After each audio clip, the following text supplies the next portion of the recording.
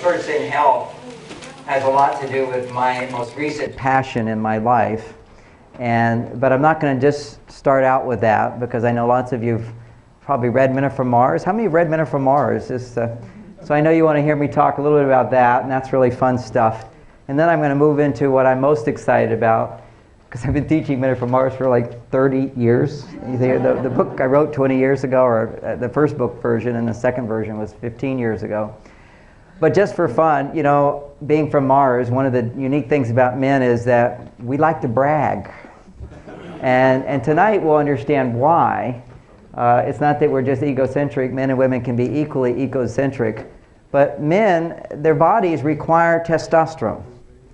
If you take any healthy male in the room, he will have 30 times more testosterone than any healthy woman in the room. That's 30 times. Now, if I said twice as much, that's massive. But 30 times is like off the chart, inconceivable. Sometimes people say, oh, men and women aren't that different. I go, do you know what testosterone does? Besides giving you sex drive and interest in sex and all that, testosterone makes you want to get to the goal. It makes you solve a problem. It makes you like, let's get to the point. So women, just so you can relate to the testosterone in your body, you've been with 5 other women in a little group, and you decide we're going to pick a restaurant. Everybody's got, now what restaurant do you want? I like that. Well, but which one do you like? Well, I like this one, but no, not what I want. But what do you want? Finally, at a certain point, one of the women who has the highest level of testosterone is to go, we're going to go to this restaurant, let's go. That's testosterone. Now, men have 30 times what that woman has, and that gives you a little understanding of what we men go through dealing with Venusians. And we have trained ourselves, our whole lifetime is about tempering that, tempering. But it is a massive force in our body, and when our testosterone levels start to decline, and we will start to become depressed as men. Testosterone has little effect on a woman's state of mind, but it has major effect on men's state of mind. And a recent research study came out which just showed that married men have lower testosterone. Lower suicide. Yeah. Somebody said that married men have lower suicide. That would be for a different reason. But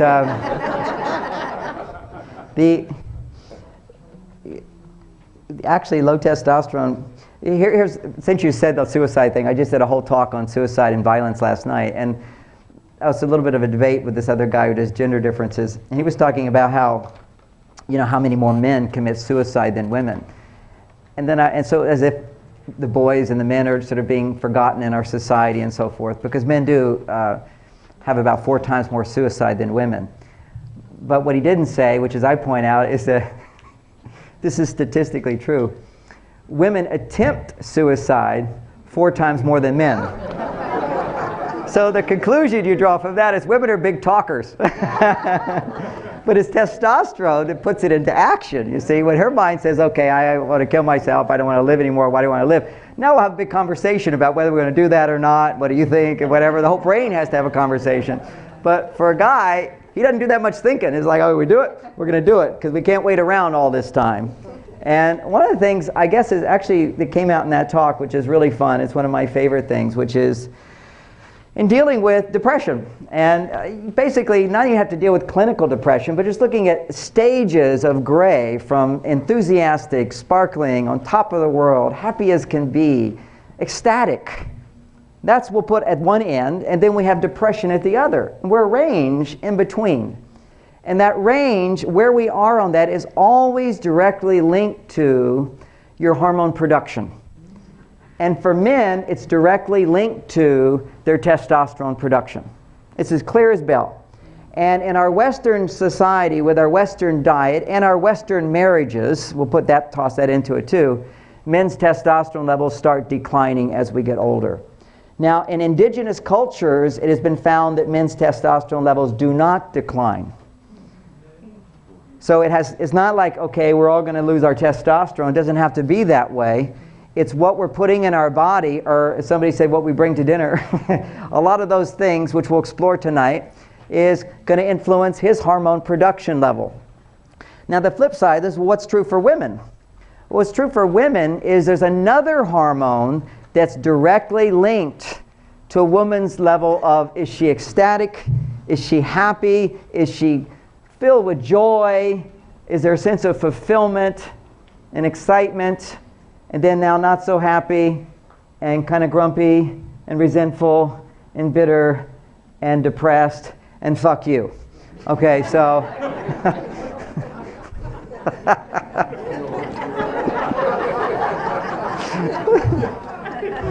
it was in the room. I felt it.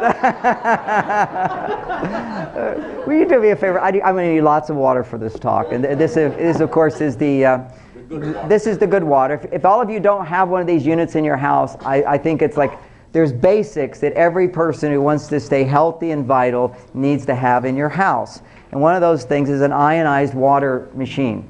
There's all different kinds, and I know the person, I don't know the person who makes this, but they just told me he sells them here. But they're worth the investment. There's a few things in my house that I've never regretted, and I'll be drinking this stuff all night because I'm putting out a lot of energy. And ionized water, and they should have him give a talk to you on it. I'm not going to take my time to do it because I didn't develop it. All I do is drink it, and it's just great stuff. Who was that? You? Oh yeah, right. Okay, you're the man. You sold it to me. How many years ago? I think it was 10 years ago. I think, so anyway, this is, to put it real short, we all know, we've heard, we may not understand, but we've heard antioxidants are like really important. And then a short lesson in that is oxidation is when you cut an apple and you see it going brown. So this is what happens to our bodies with a lot of oxidation. And antioxidants stop that process. And this water is like massive antioxidant effect. And it's just fantastic stuff. I live on this stuff. I guzzle this stuff. It's just the healthiest thing in the world. And while I'm doing commercials for other people, I'll also happen to mention that the gentleman who came in, who's spoken twice now, he has his brochure here. And I think it's a bit expensive for people to own in their homes, but what you can do, unless you're rich, I mean, I have one in my house, but I'm rich. And it's about $12,000 or $13,000 for this machine. But I've got a neighbor who has people come over and they pay like $15, $20 to stand on it for 10 minutes to help pay back the bill. But this is called the Turbosonic. And I feel spectacular when I get on a Turbosonic. It's 10 minutes. It's like the best, easiest exercise you could ever do because you don't have to do anything but just hold on. And it has this little, it's called extremely low frequencies, ELFs. Now there's a lot of these vibration machines that for some of you at your age it will blow you apart. Okay, but this is not that. This is extremely low frequencies, and they make it from a speaker that sends vibrations up through your body. And at the very lowest frequency, your calves start vibrating. And then at the next frequency, your thighs start vibrating. At the next frequency, the fun place starts vibrating. And actually, women's vaginal walls tighten up after a few weeks on this thing, the husbands tell me. And it's a good thing. And then it goes up to the abs, and it goes into the chest. And what it's doing is vibrating the body with these, it's just sound frequencies, but there's no, they take the sound cone out of it, so you're not hearing it. It's just a little vibration that goes to your brain. And the brain one, when it gets up to 25 hertz, it goes in your brain, is a nice little subtle vibration in your brain, and you feel great. And they've proven that in the test, it will lower your cortisol levels. And we're going to talk about that tonight. There's a lot of things that will lower cortisol. I'm going to get into that right in a minute. But he just happened to bring this in, and I love this. I have a wellness center in Northern California where I do a lot of alternative therapies and treatments because wellness is my whole focus. I've got so many great ideas on it, which makes me really happy to be here. But one of the tools we use is the Turbosonic, and I've tried all the other ones. Unfortunately, this is the most expensive one, but it is the best. So somebody should find one and bring it here, and everybody should pay some money to help pay for it, but it's just, all it takes is 10 minutes. You want to talk for a moment? Go right ahead. What is it? There you got one. What does it cost to use? Charging for 12 rides, $250. Very nice. Yeah, 12 rides. Tight vagina, what can I say? I'm sorry. Okay. No, what it does, it produces a lot of endorphins. Like if you were to be jogging, which you shouldn't be generally, for some of you can, of course, but most people are not going to be jogging. But when you jog, basically you'll produce a lot of endorphins. And then you feel really good, because endorphins are not only painkillers, but they are the brain chemical associated with self-esteem. So if you're feeling bad about yourself or your life or whatever, just get on the machine and you'll forget all the things you're upset about. It just happens. Endorphins get produced. So it's an easy way, without putting stress on your body, to bump up your endorphin levels and to lower your stress levels. Stress as measured by cortisol. That's your adrenal gland. So I was just talking about, now we're off of Turbosonic. Thank you for, he's the man to talk to. One more Turbosonic. You have one too? No, I work with Richard. Anyone who wants to come and try it, you can try it for free. See me later and we'll make an appointment. So you can come and ride it for free and get information. That's really wonderful. You can get a test of it, good. Good. It's a nice test drive. Let's hold the questions. So we hold the questions. Sorry. I'm happy holding the question. Let me ride you for a little while and then we'll do questions, okay? Because I get a roll going. So here we are with testosterone for men has been proven to lower stress levels in their body. Now this is really, really critical as we understand what stress does to our body. Now all the diseases and sicknesses that we see in this last century have all been isolated back down to stress as being the major cause, major contributor. And more importantly, when it's not the major contributor, it is the situation in your body that prevents your body from healing itself. So you cut yourself, your body will heal itself. Your body's designed to heal everything in your body. Everything your body's designed to heal, if it can. But as soon as you're experiencing stress, which is either elevated cortisol levels, or they've been chronically elevated for so long, your adrenal glands have just burned out. But either of those two things, those are your big symptoms of stress. And so what I focus on is looking at what causes stress to men, what causes stress to women, and it's totally different. That's what we're going to learn tonight, first third of the talk. Now, when I say stress, everybody always thinks, well, that's mortgage payments, that's high cost of living, that's insurance policies, that's in-laws, that's arguments, disputes, lawsuits, traffic. Okay, we think that's stress. That's not stress. That's a stressor. When there's a stressor, it doesn't mean you're stressed. For example, I don't ever get stressed driving. It just, people are like, all stress driving. First of all, I have a fantastic car. Second of all, I have no moral values when it comes to driving. I came from Texas. And I'm an expert communicator. So I've been stopped maybe over 25 times and never got a ticket. I know how to talk. The only one I didn't talk at my way out of was a policewoman. I cannot talk a woman out of a ticket. I mean, she thought I was God's worst person on the planet. It took her 30 minutes to catch up to me. And the only reason she caught up to me is I was pulled over the side of the road to reading the map.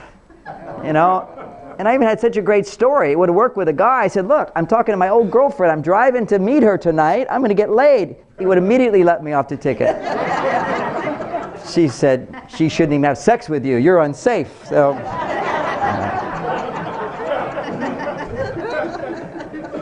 that's a whole class. One day I do want to write a whole book on how to communicate your way out of speeding tickets. I've even had policemen say to me, I'm not going to give you a ticket just for the sheer entertainment value of talking to you. I mean, I take different approaches. It's always the right moment. My wife says I have a silver tongue. She's just shocked. She's kind of like, wouldn't somebody give this guy a ticket? Anyway. I don't know how I got off on all that. But anyway, why driving isn't stressful to me is that when you're really good at something, particularly if you're a man, when you're good at something and there's a challenge, guess what happens? Testosterone levels go up, stress levels go down. So for a man, as long as the man's doing something he's really good at, then his testosterone levels go up, his stress levels go down. When a man stops doing things that he's good at, his testosterone levels start to decline. And unfortunately, that's one of the things that happens in marriage. Is in the beginning, he's good at it because she doesn't know him yet. so he can do no wrong. And even when he does wrong, she says, oh, he'll learn. At a certain point, she goes, he's never going to learn. I'm stuck with this guy. And so he needs, this is what women don't understand, it's a vitamin, it's a nutrient that men need, this fan club. When he comes home, you go, he's here. He rides, he's walking, he's up, he's moving, life force. Honey, would you help me carry this? You know, any opportunity you have to use the man in your life, do it. Because that's going to raise testosterone. Men, we like tools. We want to be used. Use us. Women don't realize that. And what you do, women, is you'll wait for big things, right? And then you'll ask. And there'll be all these little things like, gee, I wish I had potatoes and beans for dinner. I guess I have to go to the store and pick them up. And you'll do that yourself, right? That's a little thing and involves a car. Every man can drive a car no matter what age. So he can do that well. So you say, oh, honey, you know, I realized I don't have the beans and the cabbage for the soup. Would you go to the store and get it for me? See, women would never think of doing that because he seems so like tired and exhausted. He's only tired and exhausted because he's not good at anything anymore. At home, at work, he can be very dynamic, but he comes home and he's dead man. And everybody thinks it's because men are exhausted. No, it's because they don't know what to do to make you happy. Because they never did anything to make you happy. They just showed up and you were happy. And then you stop being happy. What did I do? I didn't do. I don't know what's happening. She changed. I mean, think about, you know, just some of the common knowledge that we have about men and women with the man's best friend. What's a man's best friend? Dog. Why? A lot of answers. It's probably all the same because he comes home, the dog goes, you're here. He's here. Hooray. My little dog is like trumpets are blaring. You know, that takes me into the house. He's here. He's here. He's here. How can you not bond with that? And when you understand testosterone, then you see why those things are so important to men. Is whenever a man can do something and he gets, in a sense, acknowledgement, praise, appreciation, delight, happiness, then he goes, yes, that's good. Guys take you out on a date. Remember when he took you out on the dates and they were so romantic and so wonderful. He'd take you on a date, and if it's a good movie, you go, oh, that was such a great movie. Well, on an emotional level, he feels, yes, since I brought you, that's my movie. I wrote that movie. I directed that movie. He takes credit for anything he possibly can. That's the good side of it. The dark side of it is that women, what you don't realize, because when you're under stress, one of the things you can do to feel better is to talk about everything that's stressing you out. So if it's a bad movie, two women go to a bad movie, they're going to think, well, we'll stay through the whole movie. They're going to be able to talk about how bad that movie was for weeks. And they'll spend the rest of the evening talking to each other about who could have made such a movie? That's such an awful movie. I can't believe we wasted all that time. Somebody paid money for that to happen? What were they thinking? And women can do that like 1,000 times more than I could ever imagine doing that. And they'll do that because that's the way they'll recover from the stress of that experience, by talking about it. Now imagine he takes her on that date and it's not a good movie and she doesn't understand men. She's going to spend the whole evening talking about how bad the movie was, and literally it's like pulling a machine gun out to this guy and going, and the guy he'll even start the conversation because he's already feeling like depressed. Oh God, I blew it with that movie, should have never gone to that movie, that was a terrible movie. And he's sort of slumped over and he'll look over and says, well, did you like the movie? And he's not asking for an honest answer. It's the same thing, women, when you're looking in the mirror and you say, do you see that cellulite? No, honey, I don't see that cellulite. I just see the woman I share my life with forever. You don't want an honest answer when he's looking at that. Just like that's what he's saying when he says, well, did you like the movie? It's like that kind of weak voice. Then you pause and you go, there was that sunset scene. That was fabulous. And he goes, yes, I filmed that sunset scene. I had nothing to do with the rest of it. You know, I can't control editing, but the sunset scene, that was my idea. Give him something, a bone, you know, give him something to feel good about. And women instinctively don't know to do this because that's not going to have such a significant effect on a woman, because your whole state of happiness is not dependent upon this hormone, testosterone. Anytime you get a reward for something, testosterone levels go up. Anytime you accomplish something, testosterone levels go up. I'll share something that increased my testosterone levels this week quite a bit. I'm still sort of riding on this one.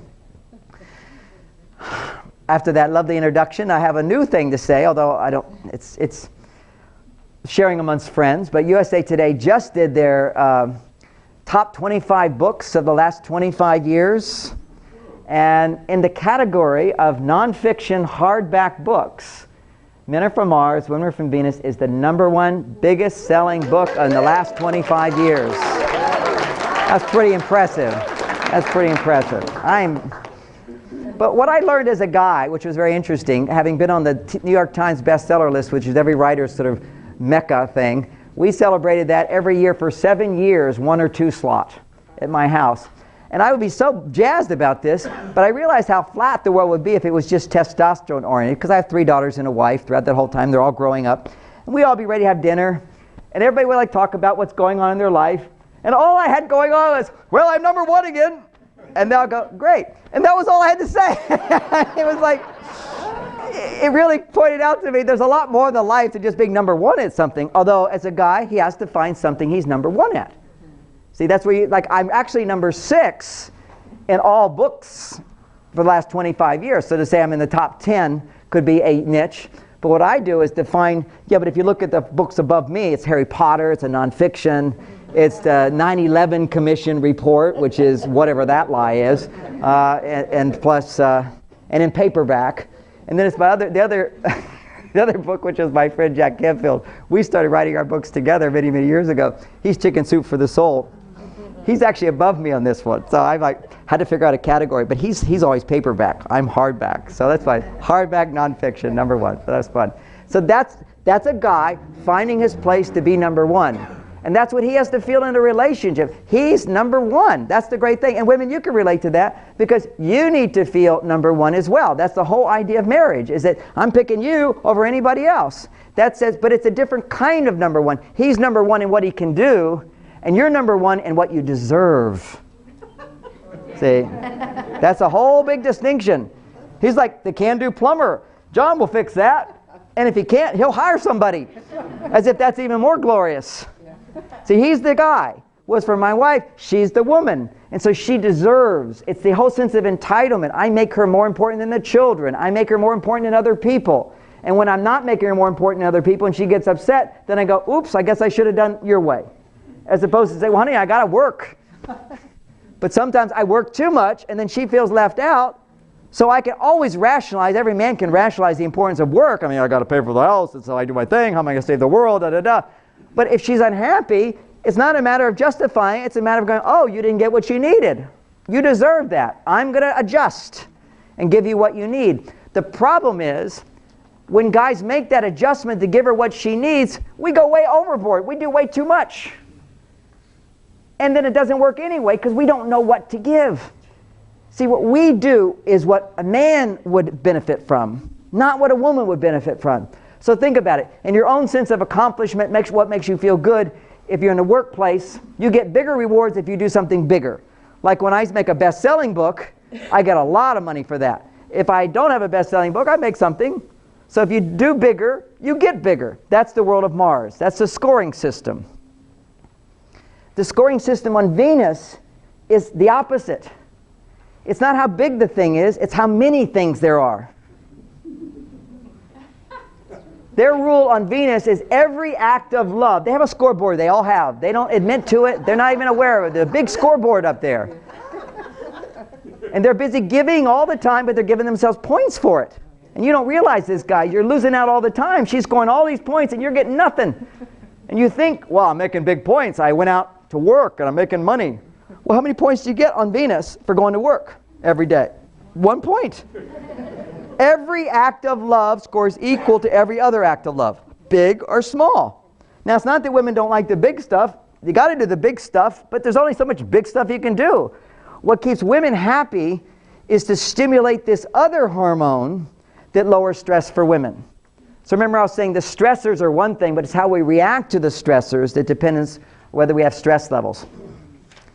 Well, for women, how they react, again, it's the same for men. How you measure stress in a woman's body and a man's body is elevated cortisol levels. So cortisol levels are elevating, and that's another hormone predictor. As we get older, our cortisol levels continue to chronically elevate in the West. They get higher and higher and higher. And as you're talking about energy levels going down, one of the major reasons our energy levels go down is that as cortisol levels elevate, your body's ability to burn fat as a fuel diminishes. Fat gives you more energy than carbohydrates. So if you're stress-free, then your body, which young children, they haven't yet elevated, they'll tend to burn fat very efficiently. They can be eating junk food and all kinds of stuff, and you'll see they're not gaining that much weight, except there are certain things they can eat, which is unfortunately, although obesity with children today, primary cause of that is the fructose. And everybody's talking about how great fructose is because it has no glycemic index, which means it doesn't raise your blood sugar up because it goes straight into your liver.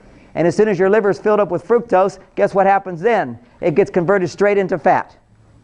And what people don't realize, which isn't yet out there, somebody did this research, is that the difference between fructose and glucose is that glucose is absorbed 10 times more efficiently by the brain than fructose. So you'll take a bunch of fructose and you'll get a little bit of sugar in your brain, and your brain goes, yeah, now I can see straight. Feels good, because the brain gets its energy from sugar, from glucose, or fructose, which converts into glucose. But when you put that fructose into the body, and you measure how much brain absorption happens as opposed to straight glucose, 10 times more glucose as opposed to efficiency than fructose. So what does this mean practically speaking? All the food manufacturers, they don't know that little tidbit of research. All they know, if we put glucose in the food, you don't eat as much. You don't buy our product again. You eat one cookie and that's about it. If we put fructose in the cookie, you eat one, you go, ooh, that's so good, that's so satisfying. And then you put it down, I got to have another one. And I got another one. And then by the time you're halfway through the bag, you're going, oh my God, the bag's going to be over soon. That's pure addiction. I had that once at one of my daughter's wedding. She had the best wedding cake I've ever tasted in my life. And halfway through the wedding cake, I was going, oh my God, it's going to be over soon. It's going to be over soon. It was so good. Anyway, that's pure fructose coming into your brain. Because what it is like teases your brain, gives it a little bit, but not everything. And you have to pull some more. Little show, but no, you got to pay for it. It's not a good thing. So they're putting it in everything. Corn syrup, fructose, it's death. It's just death to your body. And that will be a whole big talk on how that slows it down. But I want to come back to some of the gender stuff, fun stuff with Mars Venus. So if I'm a guy and I'm doing something and I feel successful in my relationship, my testosterone levels go up. If a woman is in a relationship and she feels seen, heard, understood, cared for, nurtured, special by this guy over here, if she's feeling that, and she's feeling that in her life as well, then a hormone gets produced that's so critical to women, and that hormone is called oxytocin. Now this is like the last 4 years they've been doing this research to prove this, so it's becoming the big word, the big buzz. Soon they're going to give you oxytocin replacements and all that, and you know, they're always going to try to do that, and then you're going to find out 10 years later it caused all your breast cancer and all that stuff. Your body can make it. Your relationships can make it. We just have to understand how the body works, what we need to make those hormones. And often people in audiences have been so misguided by the media, they don't even know some of the basic things of biochemistry that every doctor should have been taught, and they don't even know. Sometimes I'll speak at the anti-aging conferences, and all these doctors, and maybe 5 or 10% will have the answer to this question, which is, what makes hormones? What food can you eat that will give you the substance for hormones? Well, somebody just said it. Cholesterol. So if you eat cholesterol, your liver can make cholesterol, by the way, but if you want to get it right away from your food, you eat it. It's one of the healthiest things you can do. One of the worst things you can do for hormone production is go on a no cholesterol diet. And like they said to you, what? Give up egg yolks. Anybody heard that one? Egg yolks are like super hormone food. If I ever got really, really sick, my number one cure besides fasting would be egg yolks. I'd just give up all eating and I'd be eating egg yolks for a few days, and that would help my body. I've seen it do miracles for people. Egg yolks is like magic. It's like real stem cells. I mean, this is life right there. You're eating it. I mean, it's like the best thing you can do. And yet, we're going to tell everybody not to have it. If you look at our system today and what everybody thinks and what you hear and what's on boxes and all those different things, and they say this is good for you, it's always the opposite that's good for you. Look at the results in our society. We've gotten so sick in our society. All these lifestyle diseases that didn't even exist before. Obesity didn't exist hardly at all before 100 years ago. Diabetes hardly. Heart disease was very rare over 100 years ago. Cancer, very rare. It's like 3 out of 1,000, and even in the last century, now it's suddenly 1 out of 3. I mean, it's crazy. What has happened? Well, what we say is crazy, crazy science out there telling everybody. I always come back to, and I know some of that crazy science, maybe there's some good science in there that works. But I find my security and my safety and my health, and when I recommend things to people, in nature and in what indigenous people have done for thousands of years. And if people have been eating butter for thousands of years, butter's fine with me. And then you find out butter's great for making cholesterol, and butter's going to make your hormones in your body. So what's the problem with all this fat? Well, then you got the trans fats, which I remember 6 years ago having a debate at Harvard. And here's I'm this young guy, and I'm not really in the whole academic box, but they were giving me this big award, and I was giving out the PhDs and had the little hats on and everything. And one of their other esteemed guests was this researcher at Harvard, big shot at Harvard, who was doing research on trans fats. And I didn't know that, but I was at the dinner table, and there were all these women around. They said, "What are you working on these days, John, besides all your men are from Mars?" And I have a million things I'm working on. But somehow emerged into my consciousness, well, I like teaching people about the dangers of trans fats. They said, really? I said, yes, I think it's one of the 2 or 3 main causes of obesity today and all of these hormone problems that women are having and so forth is the ingestion of this synthetic fat, which is basically trans fats as we process fat so it turns to plastic so it will never go bad on the shelf. But if it doesn't break down on the shelf, it means it doesn't break down in your body. And not only does it not break down in your body, but it goes into your fat receptor sites and prevents good fats from actually having a good effect in your body. And the whole table was like so quiet. I had no idea why, because they all knew this guy was doing the research. So I was going on and on about trans fats, and finally somebody said, well, so-and-so, Dr. So-and-so has been doing this research on this. What do you think about it? And of course, what's the first thing he says? Well, where do you get your research? That's all. And who says what you say? Well, first of all, I say, because I work with people. I have my own wellness center. But second of all, Dr. Udo has written a best-selling book called Fats That Heal, Fats That Kill. Are you familiar with that book? Well, no, I'm not. I say, well, who's funding your research? And he says, well, that's confidential. Of course, it's the trans fat companies that are paying your research. All the women are like, oh my God, it's just like irreverence. And they loved it. Then the next thing I said to him was, just have to have this fun with this guy, oh, and how long have you been doing this research? 7 years. So it's taken you 7 years and you still can't prove there's anything good about trans fats. And I'm sure if you told us the truth, you'd find that everything you found is causing cancer and every negative problem we have today. Well, we certainly haven't found that. I said, because you won't admit it. Anyway, the room got very tense, so we changed the subject. It was, Now it's borne out, they're saying, no trans fats, because we know this is another one of these crazy things we've created in our society so that we can centralize the food distribution, put all the farmers out of work. Highest rate of depression in America, the highest rate of suicide in America is our farmers. It's horrible, it's horrible. Another great book to read on that subject is, what's the name of that book? The guy who wrote about corn.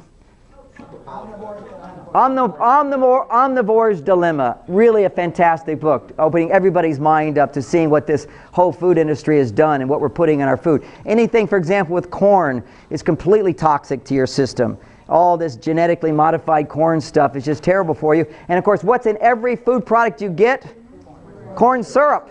So they'll say fructose, like, oh, I'm getting something from nature, fruit. No, it's highly processed, highly mutated, highly destroyed corn. And then refined and changed and polished so that it will cause you to become addicted to it. And that's that fructose. So you just look at your packaging, fructose. And you go, I can't give up my fructose. That's because you're addicted.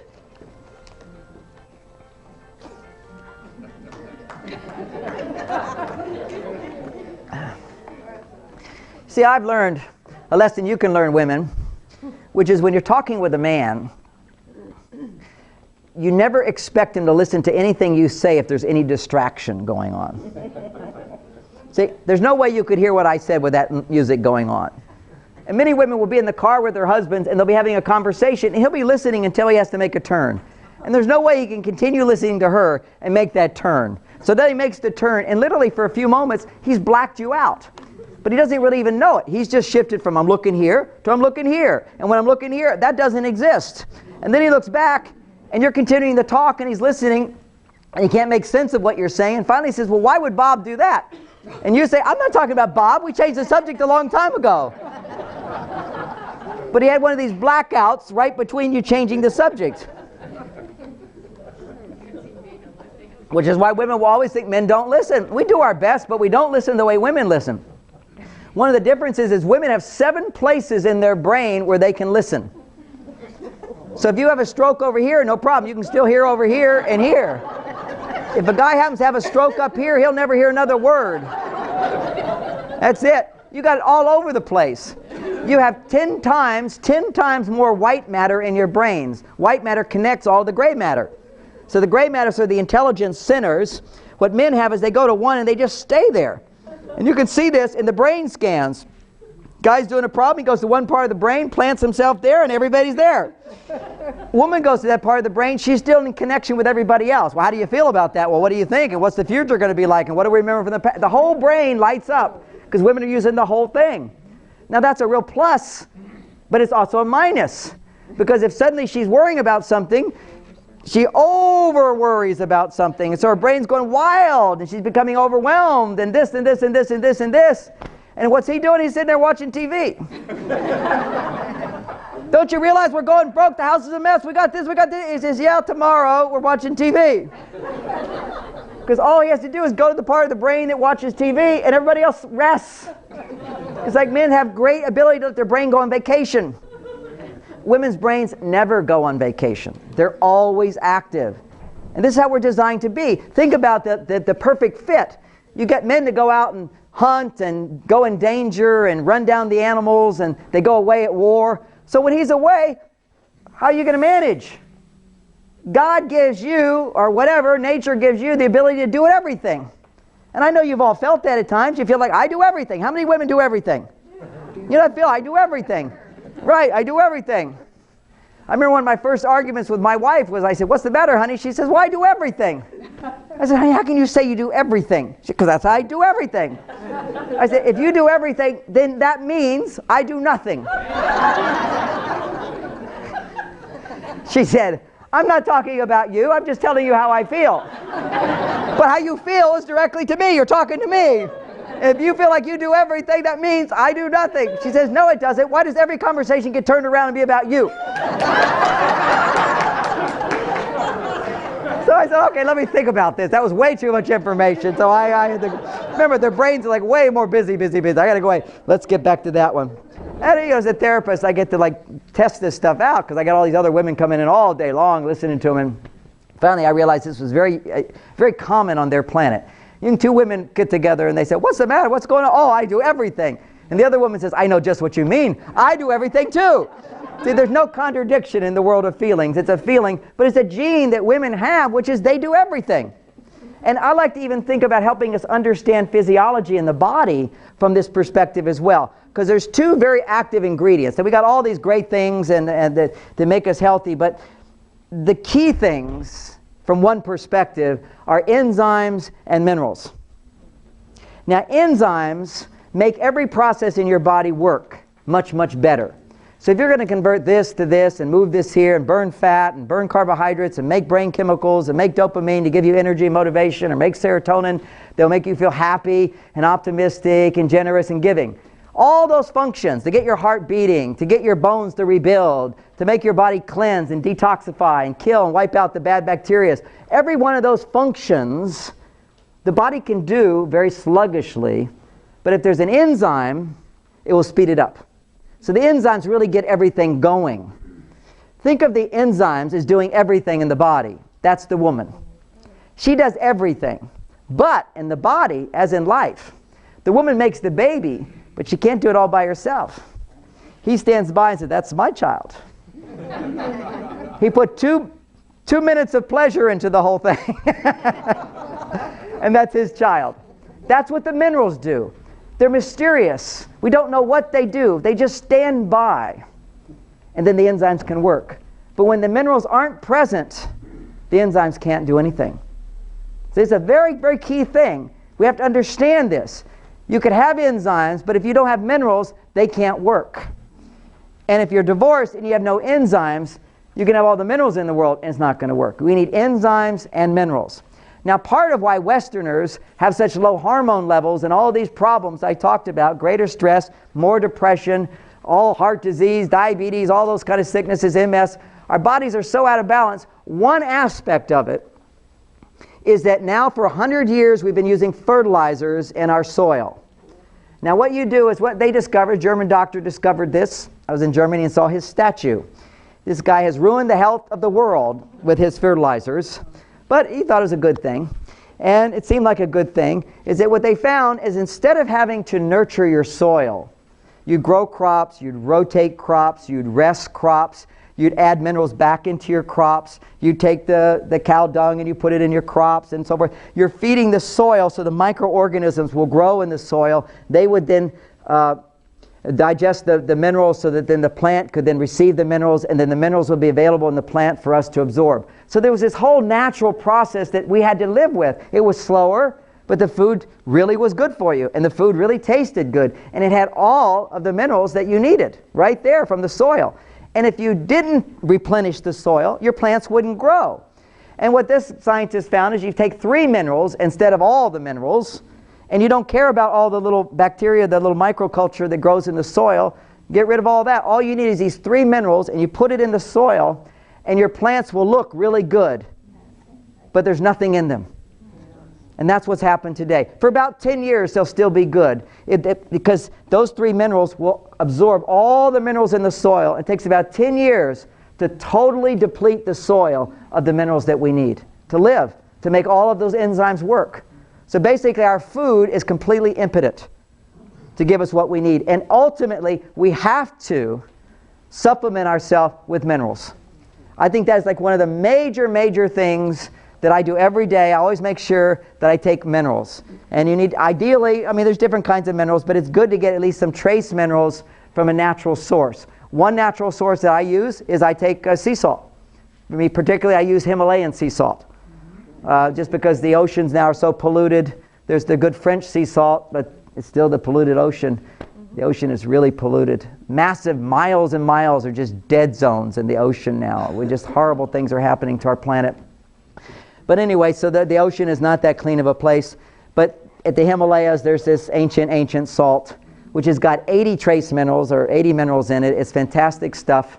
And you just take a teaspoon of it in a glass, half a teaspoon in a glass of water a couple times a day.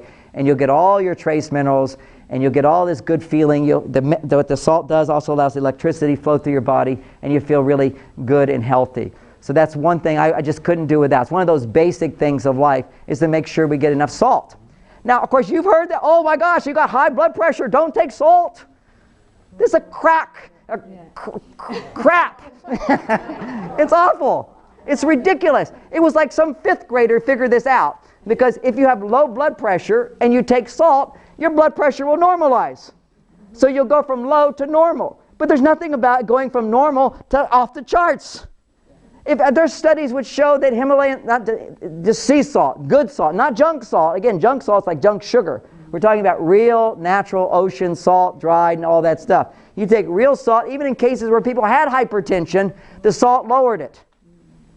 It's like there's no relationship between salt and all these problems. People, the salt of the earth, everybody always ate salt. For thousands of years, people were eating salt. Now you're not eating salt. It's like insanity. All the best things they've taken away. And we get sicker and sicker listening to their advice. There's another thing that you can do for those that are constipated, which is, by the way, I've used Dr. Colonics. It's a very good product. It's going around there. What I use is a very simple thing, which you do variations of it, and I'm not even constipated. I'm actually extremely regular. But I do this because I know the extra benefits that come from it. And I don't do it all the time, but at the seasons, I always go through cleanses. And one of the cleanses I do is a colon cleanse. And the colon cleanse, there's a lot of different ways to do it, but the oldest, which I've done since I was 20 years old, I used to be a yogi in my 20s, and I studied Ayurveda and yoga, and I did the first yoga video on planet Earth. Done one of those firsts. And I know it was the first because we had the Ampex recorders in the very beginning before they even had video stores, so it was fun to do. But that was I've been doing yoga since I was 4 years old. My dad was in the whole health industry, and he sold shakes and all this stuff. Now I've got a whole line of health shakes and minerals and the whole thing. And I was trying to get one of my older brothers to sell it. I said, Robert, David, you can make a lot of money. Just start selling this stuff. He says, and he never responded to the email. I said, why didn't you respond to the email? And he said, John, he's my older brother. When I was growing up, Dad gave me his shakes to go door to door and sell them. One of the most traumatic experiences of my life. I just couldn't even address the email there. It was very, very funny. But these things come around. It's so funny. I mean, here I am. I teach exercise. I teach nutrition. All that stuff was as a little child. I was growing up in all that. And of course, as an author, my mother had, a bookstore. So by the time I became a best-selling author, they had a whole wing built onto her bookstore, which was like a shrine to her son. I had over 150 different products with videos and tapes and all these, and she just had them all there. It was very, very sweet. People would come and go, I'll take you right into this room, a lovely author. A mother's love, nothing better than that. So we come back to lowering our stress levels, cleansing. And by the way, I'll mention what a salt cleanse looks like, because very simple process, very healthy process. And you just take a quart of water, ideally be this kind of water. It's a little harder to do when it's regular water, because what this water does, the ionic water, the alkalized water, they run it through an ionizer, is it makes the molecules return back to their normal state, which is they're normally clumped together in small clumps. But as soon as water goes through pipes for more than about 100 yards, it starts clumping together and becomes actually bigger collections of molecules, and it's harder to get into your cells. So you'll be drinking it and you'll just be peeing it out, and it doesn't hydrate you. And not only does it not hydrate you, but it actually sucks out minerals in your body.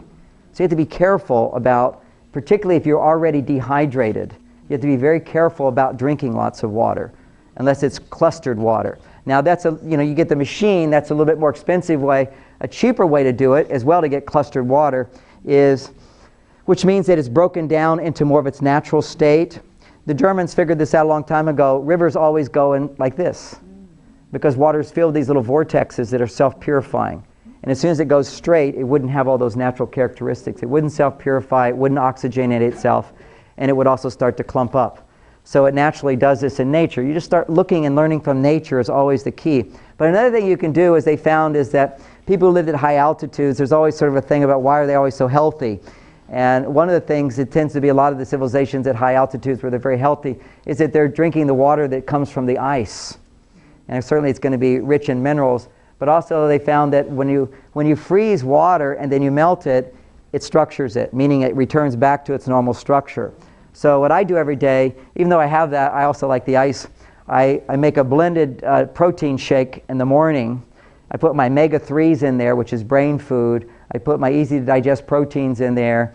Definitely not soy, one of the worst things you can do. We can get to that. But I'll mix that in with some other flaxseed that keeps you regular as well, rich in omega-3s, some good protein. Goji berries. Who's tried goji berries? I discovered goji berries 8 years ago in Tibet, where I almost died on one of those mountains. But when I was living amongst the people there, the people just look radiant. And of course, they would have these goji berry tea 5 times a day. That was like their big deal. And in certain places in Mongolia where they take them right off the bushes and eat the little goji berries, people live routinely 20% longer than the people in the other villages, which means they're all commonly over 100 years old and very healthy. So they have really great characteristics. So rather than raisins, which can be really high in sugar, you can go with the goji berries, and they will give you all kinds of benefits. But one of the benefits they've done in a study is it allows you to take in more light. And what I noticed, one of the things of getting older is we take in less light. So goji berries are terrific for that. That's why in China they're used in all of the antidepressant herbal remedies. They'll put goji berry in there, even though it's not even an herb, it's just a little berry. but it's so good for depression because it will literally, your light, one of the reasons, there could be many reasons, but one of the things is you actually take in more light. And we already know that light lifts us out of depression. And why that is when you have light come in, it stimulates your pineal gland to produce serotonin. So I have another little technique, which is, how many people take naps in the afternoon? Just curious. Okay, when you take your little nap, what you can do is get a really good mask to put over your face, or be in an absolutely dark room. So if you can put even a 30 minute nap, I don't know anymore where I got it, but it's really padded, and it's thick, and it comes around me, and I lie in that thing, and I just take a little nap. Sometimes I just lie there and listen to an album or something, and when I take it off, the light is so bright, everything is pure white light, because your eyes adjust to the dark, and then you get to the light, suddenly your brain is engulfed with light, and it stimulates pineal gland to make more serotonin. So you go, oh, I'm feeling like I'm in heaven, and you're back into feeling stress-free again, which is the whole light therapy stuff, but this is a way to really knock it up. That's why breakfast is the most important time of the day to get your nutrients for your brain chemicals. That's what you want to look at. Make sure I'm getting all the nutrients I need that the brain requires to make brain chemicals. Because it's in the morning hours where your eyes are more sensitive, the light will stimulate the pineal gland stronger in the morning hours, and that's where you'll start making most of your serotonin. Now, serotonin is important for men, but way more important for women. Why? We both need it, but women have the vulnerability of using up serotonin way faster than men. That's why 10 times as many women are on antidepressants than men. 10 times as many. And I'm including sleeping pills in that as an antidepressant, Valium and those benzo drugs and so forth. And what is the story there? So when I saw that distinction, I went, whoa, what's going on here? And I would dare basically any guy who your doctors put you on a serotonin drug has got you going in the wrong direction. I mean, certainly it could be the case. The guy could run out of serotonin. But long before he runs out of serotonin, he's got all kinds of other imbalances that need to be corrected. But the serotonin is not an answer for men. You know, it's basically the guys who made serotonin, the first one, Prozac, Eli Lilly. The first version of Prozac was brought out 30 years before. Does anybody know the name of it? LSD. LSD is a selective serotonin reuptake inhibitor. So that was the first version of it, and their marketing plan failed. So they waited many years, and they brought it out in smaller doses and a little bit different. But you're basically giving yourself LSD. And the thing, besides the fact of it's not even effective but for 50% of the people, and then it loses its effectiveness over time. But over that process, what they don't tell you, and most doctors don't even know this, but when you read the research on it, you'll see that with one pill, a Zoloft, a Prozac, any of those one pill of a selective serotonin reuptake inhibitor, take the first one, your cortisol levels double. Double. Now, what is the problem with cortisol? Let's come back to that one again. When your cortisol levels are elevated, then your body becomes less efficient in burning fat for energy. That's what cortisol does. It pushes you into burning sugar for energy. It creates carbohydrate cravings. Whenever you look at a carbohydrate and you go, must have, that means your cortisol levels are elevated, and it's preventing you from it's causing you to feel that craving for the carbohydrate rush rather than the exquisite abundance of energy that you get when you're burning fat. Like right now, I'm 100% in the fat burning zone. And Frank Schallenberger does a great book on fat burning and sugar burning. He's brilliant at it. He's taught me a lot. Whether he might have spoken here. Did he speak here? Yeah. Twice. So Frank's really great. He was quite amazed that I'm always burning fat. He had to test on me. He said, wow, you're burning fat, you're burning fat, you're burning fat. Because my whole focus is producing the brain chemicals, balancing brain chemicals, and whenever you're making plenty of serotonin and plenty of dopamine, when your brain chemicals are in balance, your cortisol levels go down. So when you find something to lower your cortisol levels, then what happens is you go into the healthy functioning that you're designed to function in, which is fat burning. And fat burning gives you way more energy than sugar burning. And if you're really out of breath, it's like you're doing an exercise routine and you're out of breath, all that's out of breath. That means if you can't comfortably breathe in and out your nose, You are now out of the aerobic zone. That means you're not using oxygen to combine with your carbohydrate or your fat to produce energy. You're using no oxygen, and your body's getting energy through the fermentation of glucose or carbohydrate. And the comparison of that form of energy and fat burning, this is 20 times greater than this. Now women, you are born with 25% more fat cells than men. Why? Because you were born to do it all. You have unlimited energy. You do, if you're fat burning. But if you're not fat burning, if you're eating carbohydrates, or if you're stressed, you can't burn your fat. And so what then happens is you're exhausted all the time, but you've got a brain that never turns off. Your brain is designed to be burning fat all the time. And you've got that fat to make your hormones all the time. If you're not burning fat, you can't make hormones and you can't fuel your brain. But your brain is still busy. You come home, he comes home, you're both working, let's say. The first thing you see is the house is a mess. Must be cleaned, must be organized, flowers have to be watered. All these things have to happen. You know what a guy sees first? A couch. And you go, what's wrong with him? Nothing's wrong with him. He's the happy guy. But see, what happens is this is the big difference between men and women. I have a book which I go in much more detail on this, but that's Mars-Venus Diet Exercise Solution. The book is not about going on diets, it's about giving up diets. It's not about exercise the way people tell you about exercise. It's understanding exercise for your brain. And the Mars-Venus part of it is understanding how our relationships stimulate these brain chemicals. So you can't just have good diet and be healthy. You've got to have good diet and good relationships, whatever they are, whether with your children or your neighbors or whoever, your intimate partner. But your relationship stimulates the brain chemicals. But now let's say I don't have stable blood sugar. Then I can't make those brain chemicals. And this is what commonly happens, particularly with women with unstable blood sugar. You're designed very differently from men. Men are kind of like designed to run long distances, and they can get into this anaerobic zone where they produce a lot of lactic acid and it converts back into energy, and they keep going and going and going. You don't do that as efficiently. You're designed to burn fat, and they give you all this extra energy to keep going. So when you're not burning fat, you're in big trouble. Now, cortisol levels are elevated, and that prevents you from fat burning. So why does it? Just to look at the innate intelligence of the body. Your cortisol is your flight or fight reaction. So it goes up, and it's designed to give you extra energy in your muscles and extra focus in the prefrontal cortex to figure out where to run if a bear's chasing you. So a bear's chasing you, cortisol levels go up, I got to get out of here. In order to do that, to give extra energy to the muscles and to the brain, the digestion shuts down. Your body says, who cares about digestion? We're about to be digested. So literally, pancreas stops making enzymes. Well, what do enzymes do? They're the women of the world. They do everything. Nothing's going to happen without enzymes. And as soon as cortisol levels go up, enzyme production goes down. That's why when people say if you're angry and upset, don't eat. Because you can't digest your food anyway.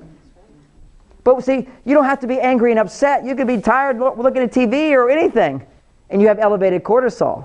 Being upset is one thing that will raise your cortisol levels. Another thing that can raise your cortisol levels is you're so upset that you finally given up.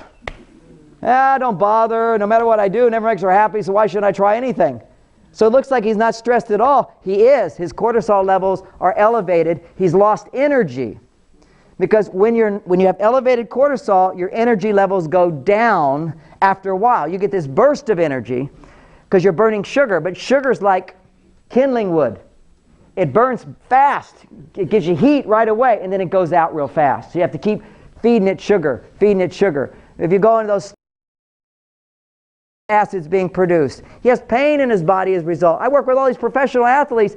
Their muscles, after they retire, they're in pain all the time. And I help them get rid of it. It's very easy to get rid of it. Which I don't know if I have time to talk about, but that's all about cleansing the body of acids.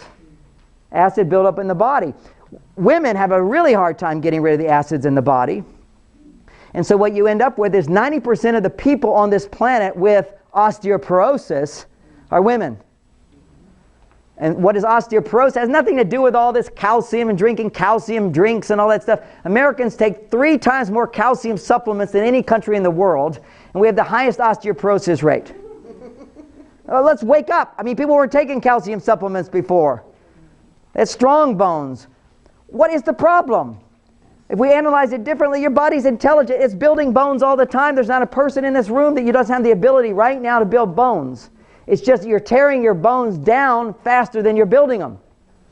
And what's tearing your bones down? Acid buildup in your body. When acid builds up in your body will pull calcium and magnesium right out of your bones, and calcium plus acid becomes salt, and you'll pee out salt.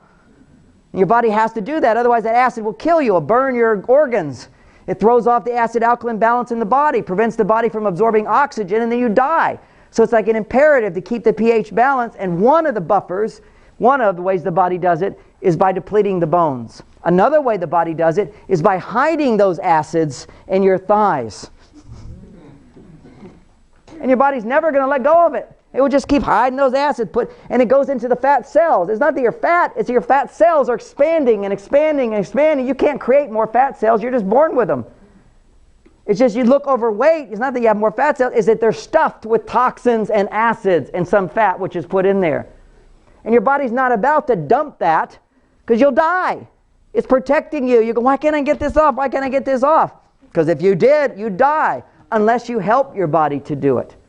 And it's very simple how to help your body do it, which is if you stop putting toxins into your body for a little while, then your body can start cleaning house. It's like it's hard to clean out the closets when you've got kids in the house making a mess all the time. But if the kids go on vacation and nobody's making a mess, then you go, first we'll have sex and then we'll clean the closets. Or if women rule the world, we'll clean the closets and then we'll have sex, whichever it be. But first of all, you've got to stop adding more problems. Every time you eat the food in the store, you're adding toxins to your body.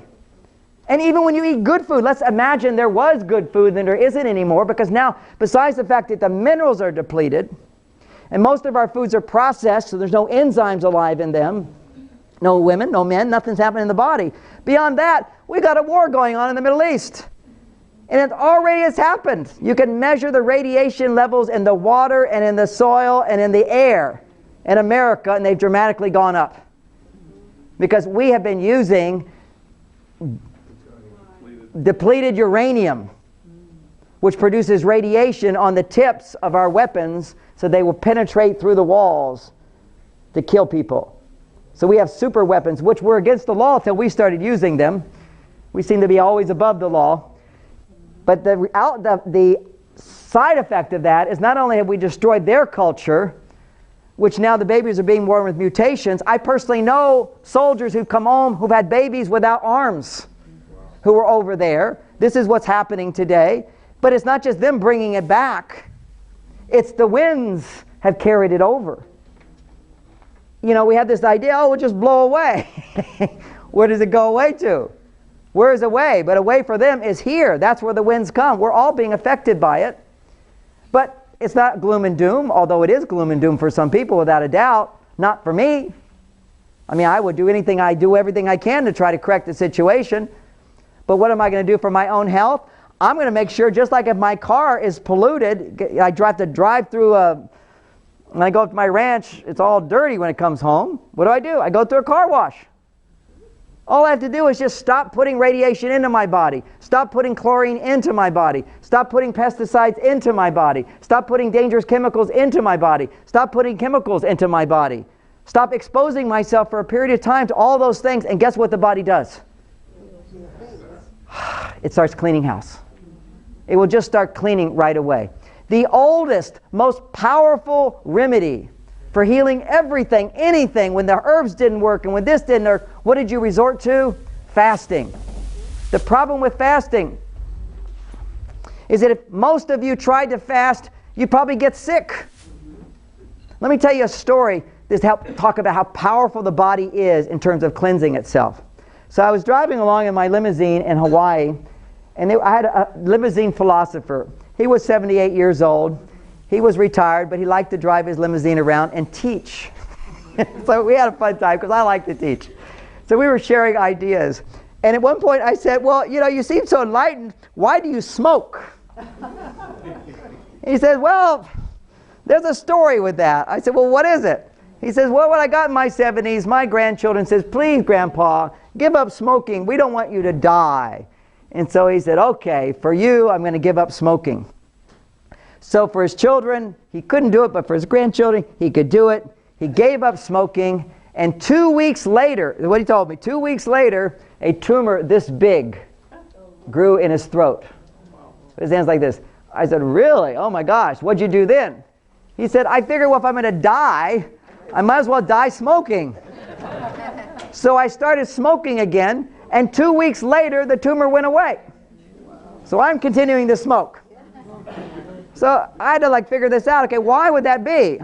Well, it makes good sense. I asked him, I said, well, when you gave up smoking, did you start drinking lots of water in order to help detoxify all the toxins that are going to come out? Because cigarettes today are so filled with extra chemicals and toxins that when you're breathing it in, your body immediately is always storing it. But literally it's like pulling back an arrow. And all you have to do is stop smoking, and what's going to happen? All those toxins come out. And when those toxins come out, it's devastating to the body. It's too much. You have to be careful about releasing toxins. And so what happened, I said, well, did you drink water at least? He said, oh, yeah, plenty of water. I said, well, what kind of water? Coffee. So coffee dehydrates the body, doesn't help the body to become moist and hydrated and help remove the toxins. So what is a tumor? Well, this is a controversial idea. It's certainly what I believe to be true, because once I heard one simple thing. If you take a tumor out of somebody's body and look at what's inside of it, what you'll find is toxins. If you take the liver out of your body, what will you find? Toxins. And if you look at the difference between a liver and a tumor, they look very similar. So what your body does when it becomes super toxic and your liver can't handle all that cleansing anymore is it says, well, let's grow another tumor and keep you alive for a few more months. And that's what tumors are. If you cleanse your body, if you help your body to get rid of the toxins, you don't have to create tumors. And once you've created the tumor, then with all those acids inside, eventually oxygen can't get to that area. And anytime a cell is deprived of oxygen, cancer will grow. Now everybody in this room has cancer in their body growing right now. It's just it's under control.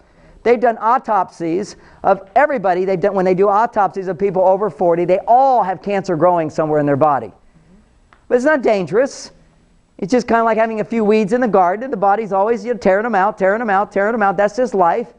Cancer, we are scared of cancer when it's out of control. It has out of control growth when our body, one of the things is when the body becomes so acidic, or that part of the body becomes so acidic and toxic, oxygen can't come in and do its job. And so that little part of the body, cancer will begin to grow. And there's many theories of why that would happen, but there's no questioning, it happens.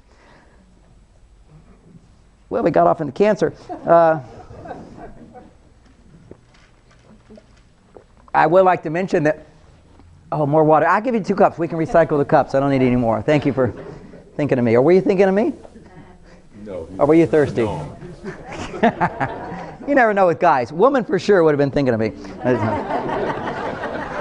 He's my host tonight.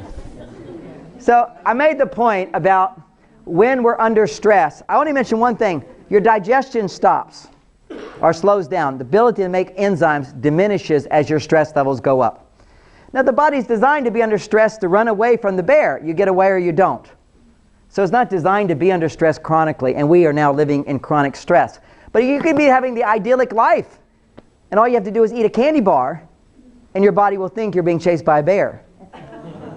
Because anytime the body goes into full-blown sugar burning, that simulates a bear's chasing you. Now we're going into sugar burning. Because that's what the body does when a bear is chasing you, go into sugar burning. Insulin levels go up to deliver everything into the muscles. If ever you eat more than 2 teaspoons, 2 to 3 teaspoons of sugar, 2 teaspoons on an empty stomach, maybe 3 teaspoons, 4 teaspoons are the max on a full stomach. Anytime you have more than that, it's more sugar than your body needs. At that point, then your muscles will begin burning that sugar rather than just saving it for the brain. And then your blood sugar drops because now you're in muscular sugar burning as opposed to fat burning, which should be our main reservoir of primal energy that keeps us going, and particularly for women. So now what happens is women will tend to have this blood sugar drop very quickly. So men, this is the tip you'll remember from tonight, because occasionally you'll be taking your sweetheart on a little vacation and you're driving somewhere. And of course you've got your goal from point A to point B. As long as you're on that road, your testosterone levels are coming along. So you don't want to do anything until you get there. Okay, we're just going to get to that goal. She's going to say halfway there, maybe we should look for a restaurant. And you're going to think, sure, we'll look for a restaurant, in his mind, when we get to our destination. And that's a big mistake, because as soon as a woman says she's hungry, her blood sugar's crashed. And when her blood sugar crashes, she can't make serotonin. And if she happens to be under stress, she's run out of serotonin very quickly. Why is that? Because the emotional center in the brain for a woman, it's called the limbic system, for men and women, happens to be twice as big in a woman's brain. And all roads lead to Rome in that part of the brain, to what's called the emotional memory in the hippocampus, and that's twice as big in a woman. The whole second story is devoted to memories of him. Every mistake you've ever made is recorded there. And so what happens is when a woman is under stress, she will experience 8 times more blood flow to the limbic system than a man. 8 times more blood flow to that part of the brain. And of course, what is it doing? It's waking up in vivid living color every memory of something going bad. Because under stress, you want to remember all the other stressful things that happen to protect yourself from that.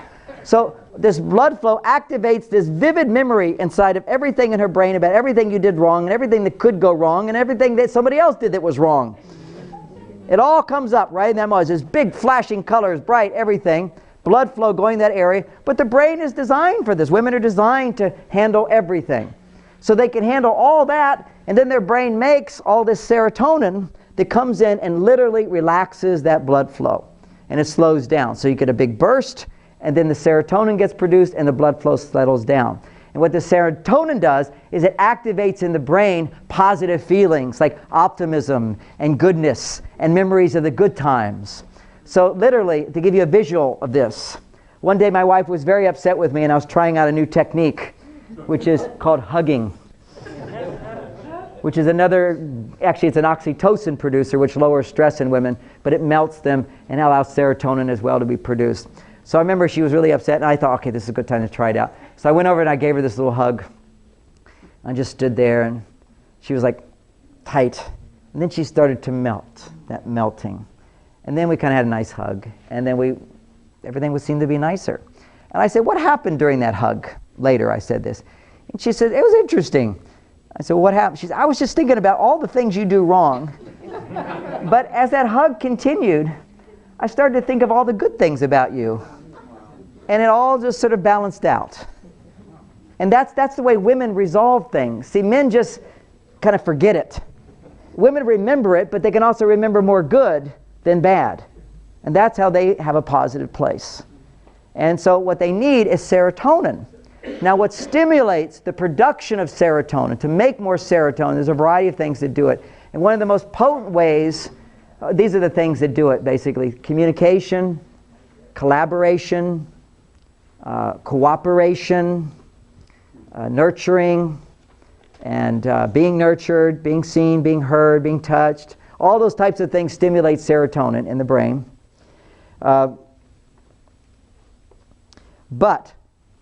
So what will happen is when women are under stress, one of the most powerful ways of doing it is if she talks about the things that are stressing her.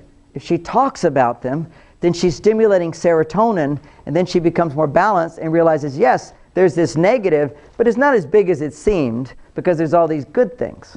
So it balances, and that's what talking about this happens. It took me years as a therapist to figure this one out, because as a man, this is why I knew Mars-Venus was so significant, because I learned as a therapist, by luck, that if I don't give any solutions to the women when they come in for therapy, they always come back. And I did this experiment, our women say, I don't really want to hear your solution. I said, well, I'll try this. So women would come to me for counseling, and like most counselors, I was getting along in those days, about half-filled practice, but it was good for Santa Monica where I was, it was pretty popular. Within a month, I had a sold-out waiting list. And there's one thing I did. I stopped solving problems for women. I would just practice nodding my head, really. I can't believe it. And then what? Wow. Huh. Oh. Then what? Tell me more. And that was it. You know, occasionally I'd give a little comment, and then they trick you. They go, well, what should I do? I don't know. Now, as a man, I would have never thought to do that. If a man was coming to counseling and asked me a question, I said, I don't know. He said, well, what am I paying you for? But guys in the room, I got to like have some bright ideas right away to tell him. Otherwise, what am I wasting my time with? This guy, he doesn't know anything. He knows less than me. But a woman, she goes, oh, you know, finally a man who doesn't have all the answers. I can trust him. This was real tangible stuff. I mean, I was like really extremely experimenting, and it was like the huge treatment. You don't give solutions. And women were loving it. And it was just, it was an amazing thing. So then I started understanding, and finally it took years and years of understanding the brain and serotonin and brain chemicals and everything to really get the biological reason. But there's a reason for it, is that when you talk about problems and somebody's listening to you, see, it's really the listening that stimulates serotonin, because I'm being seen, I'm being heard. So that's going to raise your serotonin levels. Now, why aren't men so interested in that? Well, part of it is that men's brains store 50% more serotonin. Men's brains make serotonin 50% more efficiently, and men do not have low blood sugar drops as suddenly as women. So you get these basic differences, and another big one, it's a little more technical, but I'll say this one as well, so that you can write me an email on it. But the other thing about men is that men have 30% more muscle mass. And what happens when you have more muscle mass is, in order to pump serotonin up, one of the reasons you enjoy like having baked potato or a candy bar, or anytime you flood your blood system with a lot of glucose, a lot of sugar and whatever, instantly your insulin levels go up. And your insulin delivers all of the amino acids in your blood into the muscles, except for one. And that one is called tryptophan. And then tryptophan goes straight into the brain. So you've got all these amino acids that are in protein, and the big amino acids get in first, and the little ones wait in line. And the littlest is tryptophan. But tryptophan is very unique in that it doesn't go into the muscles when insulin goes up. So if you take a bunch of carbohydrates, that's why there was once a book written called Potatoes, Not Prozac. It's a great book. I mean, the technique works. It's a little unhealthy, but it's way more healthy than taking drugs. Now, my programs are way more healthy than that, because it's all about just balanced nutrition instead of, you know, eating a lot of potatoes. But what they were doing is giving a lot of carbohydrate that would clear the amino acids so your tryptophan would get into the brain. Now, men, because we have more muscle mass, our muscles, we're working them all the time, our muscles will tend to absorb those amino acids into the muscles, thus freeing tryptophan to get into the brain. This also helps explain why for women, exercise, which works your muscles, which pulls the amino acids into the muscles, and then tryptophan can get into the brain to create serotonin, exercise has been proven in research studies to be 6 times more effective than antidepressants. And antidepressants are proven to raise your stress levels and cause all these problems. It's illegal in my mind that somebody can give an antidepressant. You give them a permit that says you can't go out of your house till you've exercised or something. You got to take people with compassion. This is what it should all be about. We should help them exercise. We should create easy exercise, this is about the time I'm going to teach some super wonderful exercise. Exercise has been a big part of my life, but I'm a lazy kind of guy. It's easy stuff, not just intense stuff. And turns out, particularly for women, this is the best kind of exercise because it's going to stimulate fat burning. And of course, if a guy's overweight, it's the best exercise for him. So be this nice, flat, skinny guy. And you look at John, well, John, you probably always were this way. Well, I was quite a bit as I was younger because I did yoga and I exercised and everything. But then having kids and family, and I turned 40. I'm 55 now, but when I turned 40 to 45, I had 25 extra pounds. My little inner tube grew out here, and it wasn't going away. So I earned this, and I know part of it, first the big part of it is cleansing, which has a little bit of fasting in it, and a way of fasting so that anybody can do it. And I'll explain some of those details, I call it cleansing because if you fast, for many people, you'll detoxify so quickly it's dangerous. And you'll detoxify so quickly that you have what's called detox symptoms. You get tired, you get headaches, your energy level drops. With my program, once you understand why your body gets tired, Why does it get tired? I was realizing one day as I was taking all these people through cleanses and they were having all these symptoms, I went, well, these are all the symptoms of anemia. Who knows about anemia? Doesn't feel, well, what anemia is iron deficiency and sometimes B12 deficiency. And anemia means you're not getting enough iron. Your body's not utilizing iron. And iron makes hemoglobin, red blood cells, to carry oxygen to your cells. So now for all the time burning sugar, because we're eating sugar or we're under stress, then our body is not pulling in lots of oxygen. Because when you burn fat, you pull in lots of oxygen. Well, if you go on a fast and you stop eating carbohydrates, what's going to happen right away? Your body's going to start burning fat. It has to. Where else going to get energy? So your body goes into fat burning mode. But to burn fat, you need oxygen. To get oxygen, you need hemoglobin. To have hemoglobin, you need iron. And you don't have any iron. You don't have any hemoglobin. Suddenly you have to start making all this hemoglobin, and you don't have enough iron to do it. So very quickly on a fast, people start having the symptoms of anemia, which is iron deficiency, which is basically not enough oxygen in your system, which means you have headaches, which means you're tired, you're weak, and all these things. There's one of our Olympic, I think it was at Stanford, one of our Olympic winners, gold medal winners, fasted 40 days before the workout, before the competition. You exercise, you stay active during a fast. But people go, oh, I'm tired. What do you get tired for? The only reason you get tired is that you're detoxifying and you're not eliminating the toxins. Well, why don't we eliminate the toxins today? One reason is we're sedentary. We're not trained to walk 3 or 4 hours a day. For thousands and thousands of years, human beings' bodies were designed to walk 3 or 4 hours a day. We didn't have cars, we didn't have bicycles, people walked all the time. So what nature did or God did or how we want to talk about it, the most important system in your body is the most important system in your house. What is that most important system? The plumbing. If you don't have plumbing, that house is going to smell terrible. Bad news house. You got to get the trash out. That's a job for the minerals. The guy to carry that trash out. But you need plumbing. And now you flush that toilet. If it doesn't flush, you're in big trouble. Now the body's got several flushing mechanisms. The first, the most important, is that when there's toxins, when there's waste, when there's poisons, the lymphatic system takes it right out of the cells. That is your toilet. That's what's going to flush it, is your lymphatic system. It is so important that it's 4 times bigger than your circulation system. Speaking as a man, bigger is better in that context. So you got this lymphatic system. And how does it work? Nature made it so you don't have to do anything to make your lymphatic system work. It works automatically if you lived before 100 years ago, where people walked 3 to 4 hours a day. If you walk 3 to 4 hours a day, you don't have to do anything, you don't need big muscles, you don't have to exercise, you just walk 3 to 4 hours a day. Your lymphatic system will remove all the toxins in your body. That's your basic solution. Now, I'm not going to get all of you to walk for 3 or 4 hours a day. Not everybody wants to do that, but you can start working up to an hour a day, because that will work enormously wonderful for you. But even before that, if it's a rainy, gloomy day, or you live where there's concrete streets and it's actually poisonous to go out. My joke is back in the 70s, I lived in LA, and everybody's in the jogging there on La Cienega Boulevard, and you don't see them anymore, because they all died. Because they're breathing deeper, but what are they breathing in? Heavy metals from all the exhaust. It's like the most unhealthy thing is to breathe out there. And if you're jogging, you're breathing even deeper. If you're jogging in the woods, it's a different story.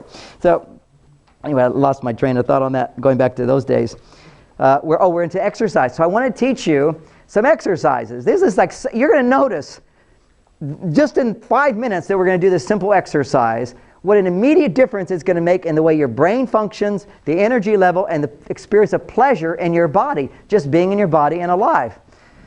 So the way this works, now I want to be careful, not everybody will be able to do this like everybody else. If you have any issues with your knees, then you won't be able to do it like everybody else. You just move your arms like this, okay? But basically, this is a simple technique of standing with your feet on the ground, just like I'm standing, and you do this. Now, I'm not doing it like crazy, man. This is all it takes to cause my little lymphatic pumps to start pumping up my body the lymphatic fluids. This is what they do. All the cells dump into little capillaries, which are 1/10 the size of a hair. That's how tiny they are. And all these little waste products start coming out. And they're coming into the lymphatic flow areas, and these little pumps pump it up. And walking will stimulate those pumps. This will do it more efficiently and more quickly. It's not as fun as going for a walk in nature, but you don't have to spend as much time. Now, I first saw this as a child when I watched movies of the Zulus. Remember, they'd be around the fire and they'd be doing this. Later in my trips to Africa, I saw this was an integral part of shamanic healing, which is people would be doing drum beats and they'd be doing this around the fire. Okay, so they're around natural frequencies, they're in a rhythm, and they're doing this and they're breathing deeper. Now, if you're American Indian, they did the same thing around their fires. And they chant, because chanting causes you to breathe a little deeper. It's about breathing a little deeper and stimulating your lymphatic pumps. Because as I'm getting rid of the acids in my cells, more oxygen can get to those cells and start making my metabolism kick into gear and do what the body's designed to do, make energy. So this simple exercise. Then in China, I saw in Qigong, and studying Qigong, at the Qigong hospitals where 10,000 people will come, they're all there to get their little herbal remedies for their different sicknesses. They won't give them the herbal remedies until they do this. This is the Chinese version, a little more vigorous, chop, chop. You know, we're doing our karate chops, but we're out like this. And they're Turbosonic does the same thing, absolutely. For those that can't do that, go stand on that Turbosonic. It will do the same thing. And actually, it will do it faster. This you need, and how long do they do it in China, which is a 5,000-year-old tradition with magical herbs that will cure anything?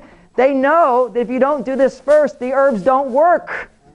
Herbs can't do hardly anything unless you clean the system. In order to absorb nutrition, in order to absorb minerals, to get into the body, all those important healing ingredients, you need to get the waste out first. Out with the waste, in with the good. Out with the waste, in with the good. And let me say to you that even if we didn't have any of the toxic influences, and we're just eating wholesome, organic, mineral-rich, good food, we still need to do that. We still need to walk 3 to 4 hours a day to be healthy, because just eating good food produces waste, which has to be removed. And we have this burden that's beyond anything that humanity's ever had to deal with. Massive amounts of toxins and unhealthy things, plus our own waste. So this little chop is the Chinese version. The African version is this. Then I remember in South America, and in the South Americans they do this little happy dance. So they do this in their rituals, and they're all getting high. And so this is another movement. American Indians bringing it kind of the heart level. Then we got the hallelujah people. They're all doing hallelujah. And then we got the modern rock concert version. And you see, I look like this little guy, but I get these football players doing this, and they're like wimps. They can't even keep their arms over their head hardly any time. They're like exhausted because their arms are so heavy. That's the secret to it. I have all these little ladies, they're all like doing it. But I go to the rock concerts with my kids. For 3 hours, I'll do this. Everybody finally notices that guy can go on forever. Who is he? Superman. It doesn't take a lot of muscle. I don't have that much muscle. What I have, and this is what's important to understand, is you don't have to have muscle for health, although it's good to keep as much as you can. What you need is capillaries to deliver oxygen and deliver fat to your muscle cells. That's all you need. If I can always be in fat burning, then I'll never get tired and my muscles will never get sore. Lance Armstrong can ride his bicycle for 24 hours. Just keeps going because he has twice the oxygen capacity than we have. His lungs are bigger and his body's able to absorb, and he has all these capillaries. And that's what an athlete's really doing when they're training. Is for weeks of training, you're building capillaries. And then weeks of not training, they all just disappear. Your body makes it if you need it. Your body lets go of it if you don't need it. So it's something we have to do regularly, is keep building those capillaries. And that's the most important thing besides stimulating the lymphatic pumps. When you walk, what you're also doing is you're increasing within a week of an hour walk a day. You have way, way more capillaries. You'll just have more energy. And people always think, I'm doing aerobic exercise for my heart. Your heart is the strongest muscle in your body. It's always exercising. It doesn't need more exercise. What it needs is more capillaries so it doesn't have to strain to get the blood to your muscles. If you're huffing and puffing, you're putting stress on your heart. But why are you huffing and puffing? It has nothing to do with weakness in your heart. It has to do with, you're trying to get all that blood through this one little capillary, pushing it through. Hypertension is just pushing it through. This cures hypertension in a month. Just do this for an hour a day. I've seen people, it's amazing, but it takes work. You have to do it. But we should be doing it. We should not be looking at some synthetic pill to do it for us. That's the weakness and the disease of our society, is looking to other people to do what we're responsible for. And when we stop being responsible for our health, then we're going to experience the consequences. But anyway, we'll come back. Now, if everybody would just stand up, we'll try doing this exercise. Remember, don't need to push it. If something gets sore, just sit if you need to, but so we're not going to push anybody into this. So there's 7 basic moves. And the first is the warm-up. Now, the warm-up is the African version. Now, there's another version that you could do at home, is you can also, we'll keep doing this, and we're going to breathe a little deeper. Let's get our breath going. So the first breath I like to do in the morning, because I'm just getting up in the morning, I do this, it's kind of easy, is you breathe in your nose, and it's a Hawaiian breath, and you make an ah sound. What is it? Ha sound. Ah, kind of. Now we'll inhale. Ha sound. So it's relaxing, just easy going, relaxing. 3 breaths is all it takes. Okay, now we're going to do another version, the Chinese chop chop version. We do 3 breaths.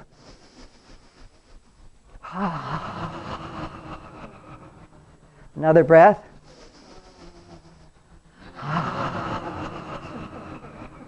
And it doesn't have to be a real loud ha, because in the morning it's like easy is easy, just ha. Just.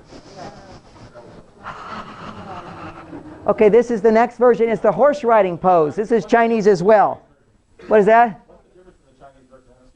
Oh, one is the African version is like loose. And when you're like waking up, this is too hard to do when you're waking up. Nobody feels like running after, you want to be gentle with your body. Always gentle. Gentle. This is loose. Then this is a bit more energy. And then you bring your legs a little bit further apart and push your butt out a little bit. And now you're riding a horse. Now, just a little bit of horse. Now you have to be this is the one you have to be careful with, because if you don't stick your butt out, then you'll just put your knees forward. And you never want to push your knees forward. You just want to have your butt go out a little bit. You're riding a horse. 3 breaths. There we go.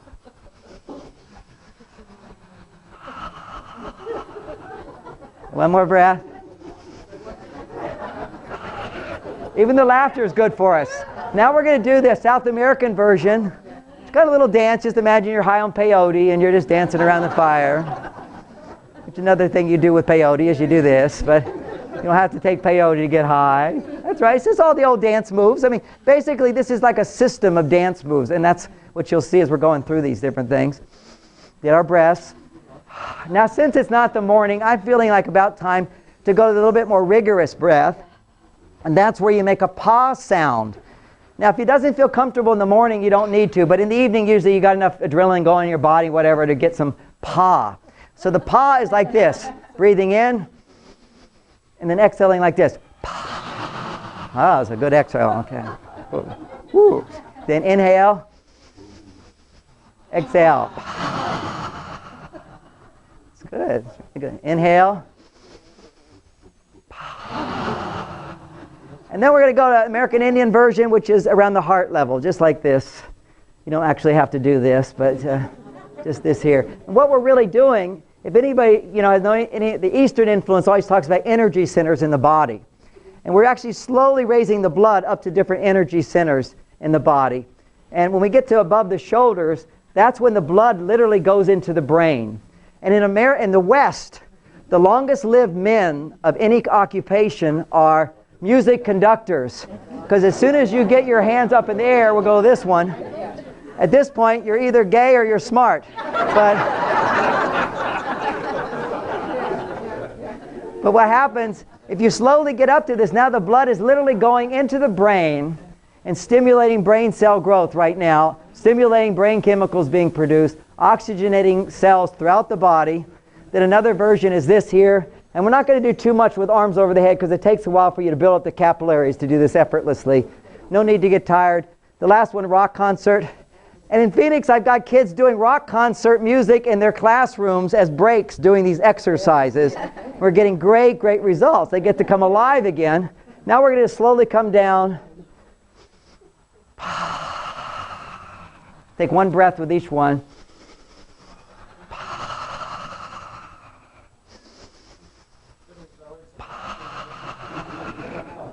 A little drum beats here. Chop, chop. Now I want you to just be silent and feel your body right now. Just close your eyes and feel the fingertips, feel the tingling. Feel the tingling in your feet, your legs. Let your whole body, let you just have a whole body awareness. Take a nice, deep, relaxing breath. And if some of you in the morning are in habit of saying a prayer or doing a little meditation, this is really a great time to do it. And for those that have a spiritual bent, I'm just going to say a little prayer so you can experience the power of doing a prayer or positive thought at this time. So together, I'm just going to talk to the higher powers of the universe, whatever that means to anybody. It has a meaning to me. And I use the word God. Dear God, my heart is open to you. Please come. Come into this room and surround me and everybody in this room and bless them. Bless us and help us on our way in this world. And use me today to bless this world. Use me this day to send love to my wife and to my children, to help people on my journey and to feel good about myself in that process. I feel so grateful. Feel in your hearts the gratitude that you have for what you have in your life. I'm so grateful for all the abundance that's in my life. And I love my car. Thank you so much. It would have a good job. Now, I have to say, I got more applause just now than when I got here. But did you notice the energy in your body? There's a shift. It's a wonderful, wonderful shift. Am I done? It's up to you. Oh, no, I'm still in the middle of my talk. Okay, I'm good. I'm happy to. That's just a little intermission there. Okay, we're going to keep going here.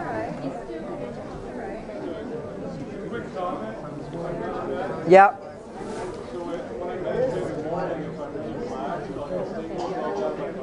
Yeah. It's the chi energy, the same thing. It is amazing. I also, my mother was an energy healer, spiritual healer, energy healer. I also did that for part of my life. And that same tingling energy that you feel in your body is what you feel when you're doing energy healing on someone. It's just the chi energy, life force, oxygenation of the cells. And what's great if you meditate is to start that way and then go into your meditation. And I would go into these Tai Chi classes and everybody be doing their Tai Chi movements. And Tai Chi movements are very slow with awareness of movements. And the whole point is so that you're feeling the energy flows in your body through slower movement. And everybody be in the class and doing it. And I'd say, is anybody feeling any energy? And they go, well, no, not really. But that's an advanced state. And I said, okay, let's all just do bounce and shake for 5 minutes. And then I had them do this. Like everybody just try doing this real slow. And you just feel the energy. Just a sense like this. You can just suddenly you feel all this energy going in your body. It's just slow movement. Or you can do this fun one here, which is you feel the energy between your hands.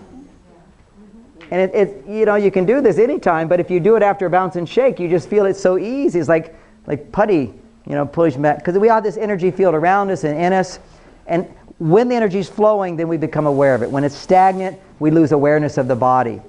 So that's a little bit of the exercise. Now, I do have a DVD of exercises which goes with the book if you're interested in that. But I want to that's one you can remember and do anytime. But I do a few others that I feel are really important. Again, they're super simple. The first is just simply big breath and then a bow. Now, all of your traditions have to do with bowing. Now, why is that? Because whenever you flex your spine about 5 seconds in one direction and 5 seconds in the other, you're now starting to go in rhythm with a healthy pulse that will pulse the cerebral spinal fluid into your brain and out. If you look at a baby in the womb, you'll see the spine slowly moves 5 seconds this way and 5 seconds this way to create a cerebral spinal fluid pulse that cleanses the brain, literally, and brings the brain chemicals down for the rest of the body. So what you do is this is one of them, and you do 5 seconds. Another one is twist to the side, and that literally melts this pasty substance around the spine so that it becomes more fluid and flexible, preparing you to do, this is the big move, which is this one here. Simple movement. All I'm doing is bending my spine And you do like 6 or 7 of those, 5 is plenty, with a deep breath and then exhaling. And now what you're doing, then you become, just like you got a buzz then, you get another buzz from that. Then you go a little bit further with it. There's a movement like this where you're flexing your spine more. And then there's a movement like this. For the young, it's more like this, where you bring some leg energy into the whole thing. But for older people, just going back like this in China, you'll see them all standing out in the morning. This is called stargazing pose. And in India, you'll see them doing this, which is the power pose. So I like to rotate and combine everything. So it's a simple movement like that. And then another flexibility spine, a slow movement this way and that. And then the final, once you've really warmed up your spine in a few minutes, that circulation is going to increase. The final one is the big bow, which is like this, and then slowly coming back up, which I always do to my wife, hoping one day she'll do to me. But this is so wonderful exercise to be doing. You're getting the full spine. And you know, in Tibet and Buddhist tradition, various traditions, it's in the Muslim tradition, you know, you sit down, you do all these bowing things. And a long time ago, I'm sure it was much slower, because if you do it slower, you get into the pulse. But you know what happens with men? It's like, well, if you can do 5, I can do 10 in the same amount of time, so it got sped up. I know some Buddhists are like doing 10,000 pranam, you know, it's like, you know, it's the slow movement that's going to do it. So then there's the whole idea of strengthening our, if y'all could do that real quietly over there, I love you buying my books, but real quiet. Then there's the glands. Now the glands are like everything, and we don't have any exercises in the West that talk about the glands, and the Chinese figured this one out. And the yogic system also has a bit of it. And what these movements are is first, and this was the Sufis you hear about, this is going to stimulate my pineal gland. This simple little movement like this. Not so much that I would get dizzy. I breathe in, I hold my breath a minute, and I breathe out, and then I go the other direction. Now in my younger years, I was a celibate for 9 years. I was a yogic monk. And we were always taught to only go one direction. Because if you go the other direction, the demons come. And the demons are literally the energy going down. That means you get horny. So we want that to happen now. So you go the other direction. But the key is energy going up, energy going down. But when you're a yogi, you're practicing celibacy, you want your energy, because you're creating vortexes of energy, and it literally starts to stimulate the pineal gland. If you're sensitive, you can feel it. I can literally feel the blood flow happening. But I tested it out one time by taking massive doses of niacin, if you want to test it, which increases blood flow a huge lot. If you do these exercises, you'll see the blood flowing to those glands like crazy. So that's the first one. Another traditional exercise is slow spinning. Doesn't have to be this fast performance spinning, slow spinning. The next one is another movement like this. And this is for your pituitary gland, one direction and then other direction. And then I put into this the advanced version, which is the real version, which is kind of like in the esoteric systems we have higher levels. And the higher level of all yogic moves is hardly any movement at all. See, everything is subtle. So it's a tiny, tiny movement like this, which is actually stimulating the brain more. And then the other direction, so tiny you can almost barely see it. But how do you get that? You do big ones, and then you do little ones. And then you go the other side, big ones, and then exhaling, I do little ones. And you get very, very subtle. And then you go the other direction. So same thing. Now this is really key one. This is a warm-up for Tai Chi, and it's the most powerful Tai Chi exercise. This is so simple. Arms up like this, slow, big movements, and then on the exhale, little ones. Little, not fast, not this, and you just slowly go the other way. And your thyroid gland, blood starts flowing in your thyroid gland, and you're increasing the magnetic field of these glands. And you're strengthening them. These simple movements, they're thousands of years old. You'll see them scattered through all various traditions, people standing and doing this movement. Then there's another version of Tai Chi where they do this one, which it goes with the thymus gland, which Western scientists says shrinks. And it does in Westerners, but it doesn't have to, and that's your immune system. And this is going to help strengthen your thymus gland and strengthen your immune system. And then you go the other direction. Just simple movements. And then at the end you do these little tiny movements. Always ending with little tiny, that's subtlety. And then big, and then little, like that. Then another one is this one here, which is the yogic move. The Chinese are a little bit more discreet, so they'll put your hands in front, because they're stirring the pot move. And then there's another one which is kind of like Hawaiian move, which is this, and go the other direction. What you're doing is these are the belly area. This is this area here. And then the last one is a big movement like this. And you can really get into this. And then little movements at the end. So this is going to put you in a very meditative state. You feel, if you're sensitive, you feel your aura getting really, really big. That's your magnetic field is increasing. So those are and what I have is 4 different routines. So every day you do one routine until you learn them. And then you can do all 4 in one routine in 45 minutes once you've built your body up, and it's very easy. Then another one of the routines, those are the hormones. Another one is basically bounce and shake. You get the spinal flex. And those are some floor routines, very simple stretches. But we have to all stretch a little bit. You know, just the simplest stretch is lying on your back and just with one leg up and the other leg just coming up and coming down, coming up, coming down. It doesn't have to be this big fancy stuff to be a yogi. You know, I know the big yogis. They have sciatic problems, they have anger problems, they have health problems. I don't have any of those problems because I only do the easy stuff. When I was young, I used to be like a pretzel. I could walk around with my legs behind my head and all that stuff. Don't need it. What you need is just all the basic warm-up exercises to be optimum health. And we're missing that in our life so much. So that's one version. There's so many great exercise programs. What I think I've done is just gotten down to the essence of making it so simple to get more bang for your buck. And so that's what I have. This is the exercise I do, and I enjoy them very much. So that's there. I want to come back to another aspect of understanding men and women, and then a little bit about cleansing, and then I'll be whatever you want. But here you have a woman. Now we've understood her brain is going to be more active under stress, 8 times more blood flow. Now here's a big misunderstanding between men and women, because the research that was done on blood flow, they interviewed women. They said on a scale of 1 to 10, right now, how much stress are you experiencing? She says, oh, it's not a lot, it's a 2. And they said to a man, and what are you experiencing? A 2. And she's got 8 times more blood flow. So she's actually in her mind's saying it's not a big deal, but she has a strong emotional reaction.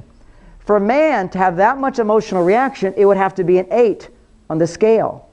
So men are constantly misinterpreting women's emotional reactions. You have the emotional tone in your voice is an 8, and we're looking at you and we say, why are you making such a big deal out of this? Just let it go. And she'll say, I'm not making a big deal out of it. I just want to talk about it. And he's saying, well, if it's not a big deal, you don't have to talk about it.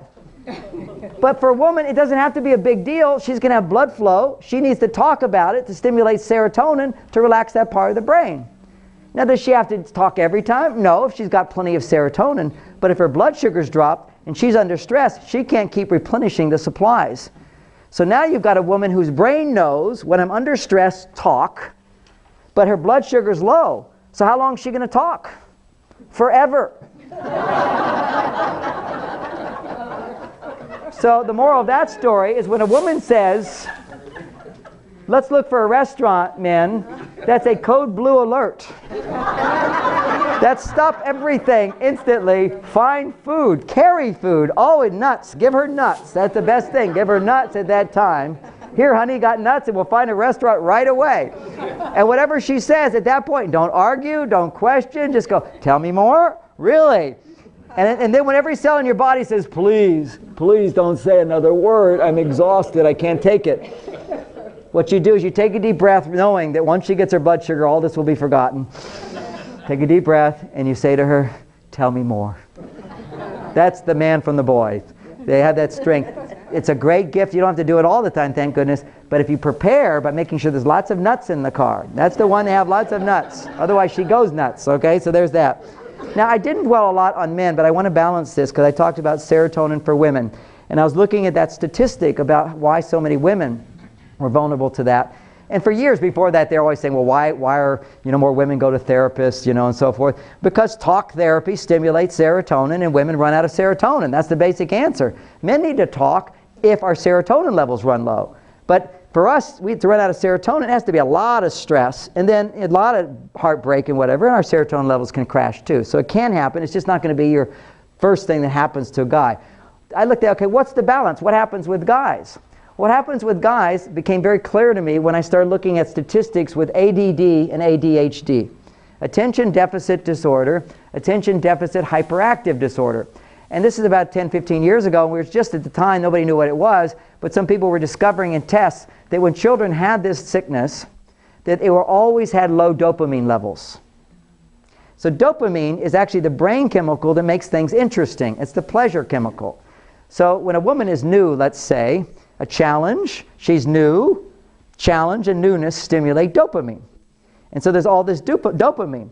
But now once we're married, there's no challenge and there's no newness. So the dopamine goes away. So that's where the whole thing about the honeymoon's over. Is like once you really get to know each other, then what's going to stimulate the dopamine? And so there's sort of this decline in dopamine at home. If we can create situations where you say, honey, would you go to the store and get some beans and cabbage?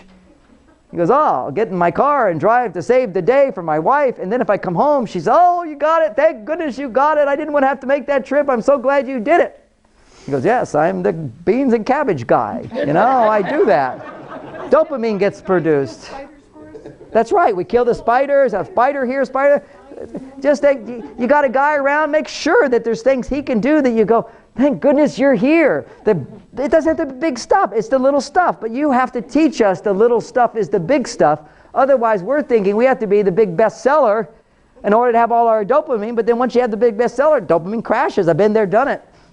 Nothing happens with that anymore. But to me, the big excitement is my wife needs cabbage and beans. Oh, I'm going to go to the store. You know, I'm going to come home, and she gets all excited. Oh, you're here. Oh, I need this. I need that. You know, so not that she respects my need to rest. Okay, now resting is a big thing. It took a long time for her to understand. It took actually physiology to really get it. Here's the difference between men and women when it comes to resting. Remember, men are testosterone oriented? Let me give you the example where testosterone is most important, and that's in the gym. See, testosterone, one of the many things it does is it rebuilds muscles. Okay, so it rebuilds muscles. You go into a gym and you break down your muscles. They break down. You push them really hard. They break down. Then your testosterone rebuilds them. So you need lots of testosterone to rebuild your muscles. So what does every man know? Every guy who really builds their body up. I was just with this big, huge bodybuilder the other day at lunch, and he's looking right at me. I said, so what is it that you have to do after you work out? And I thought he was going to say rest, which is what I would have said. He looked me right in the eye. He goes, sleep. I mean, he sleeps. Okay, he works out and he sleeps. Well, that's the same thing. You watch a guy in a mall with his wife shopping. Now, if a guy's by himself, he's like, I got a goal. I'm going to get there, and he's out of there. Testosterone being produced. But he's with his wife. He doesn't know when it's going to be over. He doesn't know where they're going to go. He doesn't know what they're shopping for. And then she's going to ask her, do we need this? He doesn't have a clue. So he's totally in this incompetent, no testosterone zone. So you watch him going through the mall with their wives. Like, how much longer? How much longer? And then the smart stores realized about 10 years ago, put couches out and chairs out. Honey, let's go in this store. You know, and the guy will go sit down. And everywhere he gets a chance, he's looking for some place to sit. Now, what is that about? Is that in order to rebuild testosterone, you have to rest. Now, the flip side of this, which as men get older and their testosterone levels go down, their body remembers, I need more testosterone, I need to rest. But what they also have to realize, there's another side of the equation. You have to act until you get tired. So if you just rest, you don't rebuild the testosterone. You've got to create the need for more testosterone by using it up. So there has to be meaningful action. And this is one of the statistics that the insurance companies have. If a man gives up work, which we call retirement, he has 3 years to live. Now, that's an average. Doesn't mean it has to be. Wise men give up jobs they don't like, and now they take on responsibilities. But what work means, it means if I don't show up someplace at a certain time, somebody's going to suffer. Okay, that's what it means. That's what's going to stimulate dopamine and give me the energy to go over there. See, if a fire started in the room, all the men's dopamine levels would shoot up. And women's as well, but men's are waking up. Women always have plenty of dopamine. See, you don't have your muscles using up all of the amino acids that make dopamine. Men tend to run out of dopamine because under stress, our muscles contract, start breaking down, atrophying in a variety of ways. They absorb the amino acids that would normally go into the brain to make dopamine.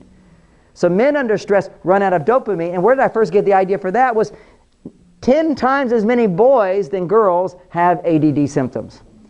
And when I started studying ADD, I went, my gosh, every man I've ever met has got ADD. What is ADD? Attention deficit disorder. What is a woman's biggest complaint? He doesn't listen. He doesn't give me his attention. I've been watching men for 30 years. The wife starts talking. They're going to sleep. How much do they get fidgety? You know, it's either boredom sets in. That's low dopamine. Can be boredom, can be tiredness, or it can be so bored that now you become hyperactive. That's what they couldn't figure out, why the same thing caused boredom and hyperactivity. But it's simple. If I'm really bored here, quickly I look at you, I go, that's too boring. Look at you, well, that's too boring. Look at there, look at. So you find these kids are just like, nothing can hold their attention. They're jumping around all the time. Give them some dopamine, and suddenly they can look at one person and go, oh, okay, that's interesting. But look in the classrooms where the boys are looking all over the place. Little girls are like, right on the teacher. Look at the teacher. Oh, it's so interesting. Okay, I'll do that. I want to do this. Why? Because they have plenty of dopamine. So here's the plight of today. Men don't run out of serotonin so fast. Women don't run out of dopamine. Often women have high dopamine, particularly if they're taking any caffeine during the day or diet drinks during the day. All these things will pump up your dopamine. Synthetic aspartame, your diet drinks are deadly, women. They cause depression because they will raise your dopamine and lower your serotonin. But just stress will do that as well for you. Your serotonin levels start dropping, but your dopamine levels stay high. So what that looks like is dopamine is like, this has to be done. I can do this. I can do this. Right now I'm doing my talk. I'm winding up. I got to get this done. That's dopamine, making things interesting and challenging and so forth. So women come home from work or at the end of their day and they're stressed out, whatever. They have plenty of dopamine. So the brain says, must do, must do, must do. Matter of fact, women, you have what's called, and this is special to you as Venusians, a never-ending to-do list.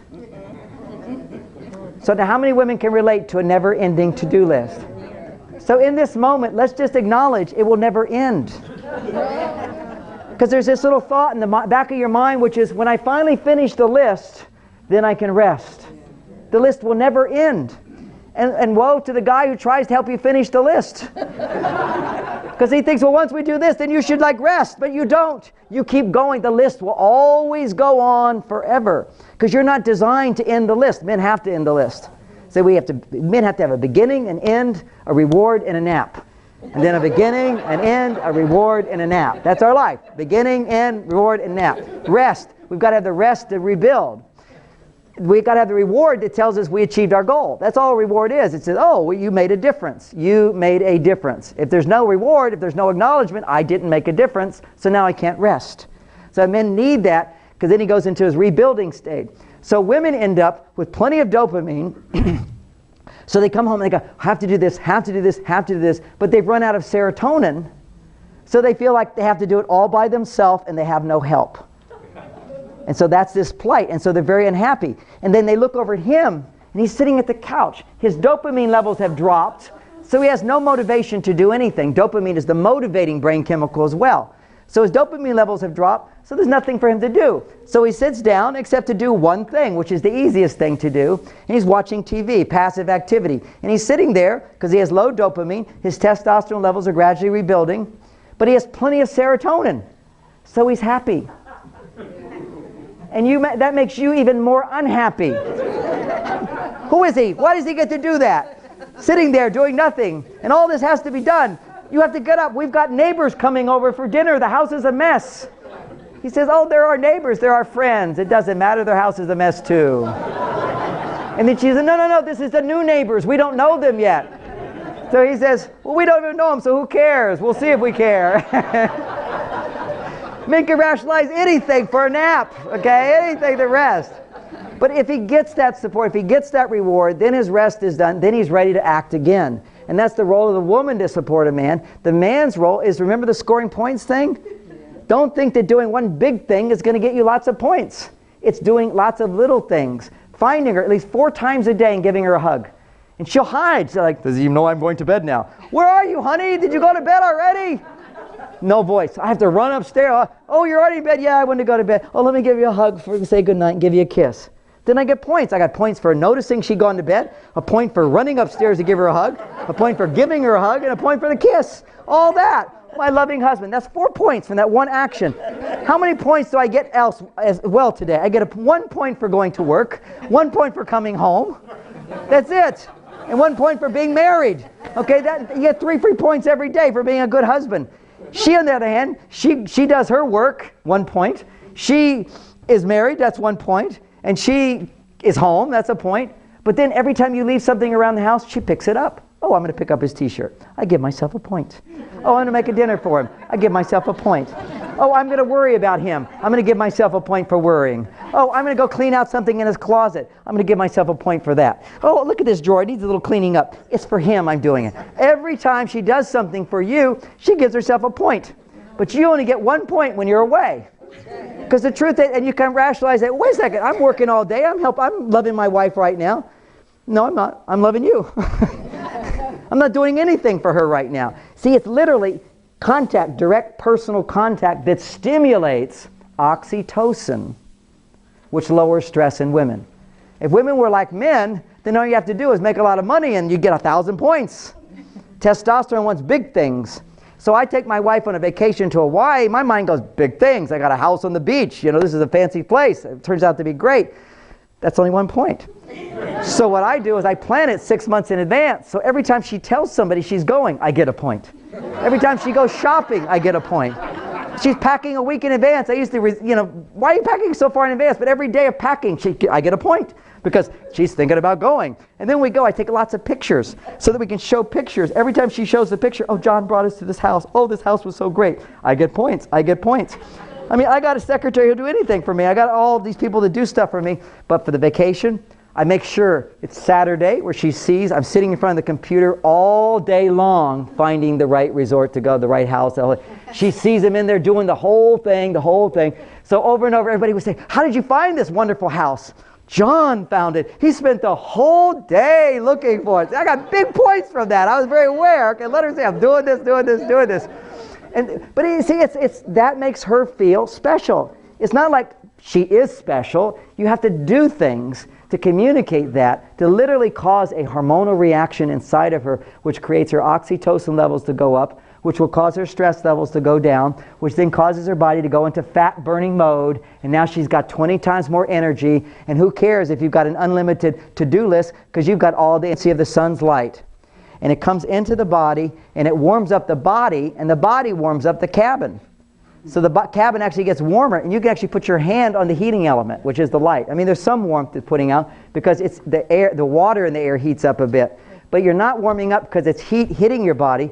It's light going into your body, vibrating your cells, heating up on the inside, and you sweat about 7 times more toxins out. And that's going to be measured compared to a real sauna, and of course 1,000 times more than if you're jogging.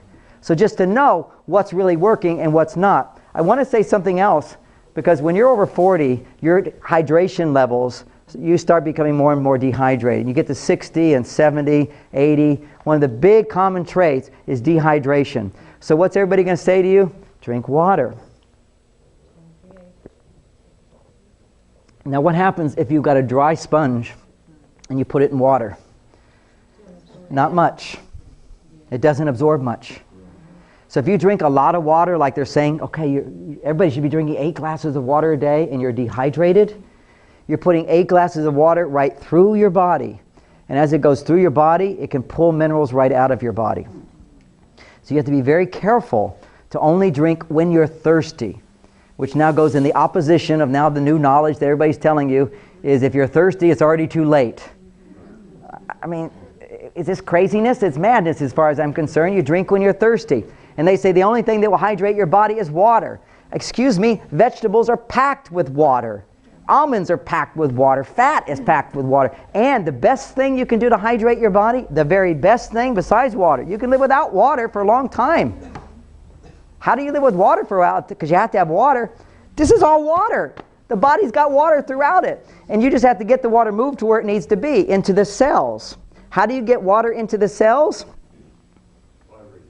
When your body burns fat for energy, it converts fat into water. So literally, sometimes if I want to really stay in fat burning, just for fun, I experiment with my body a lot, I just stop drinking water. I fast and I don't drink water. And I burn.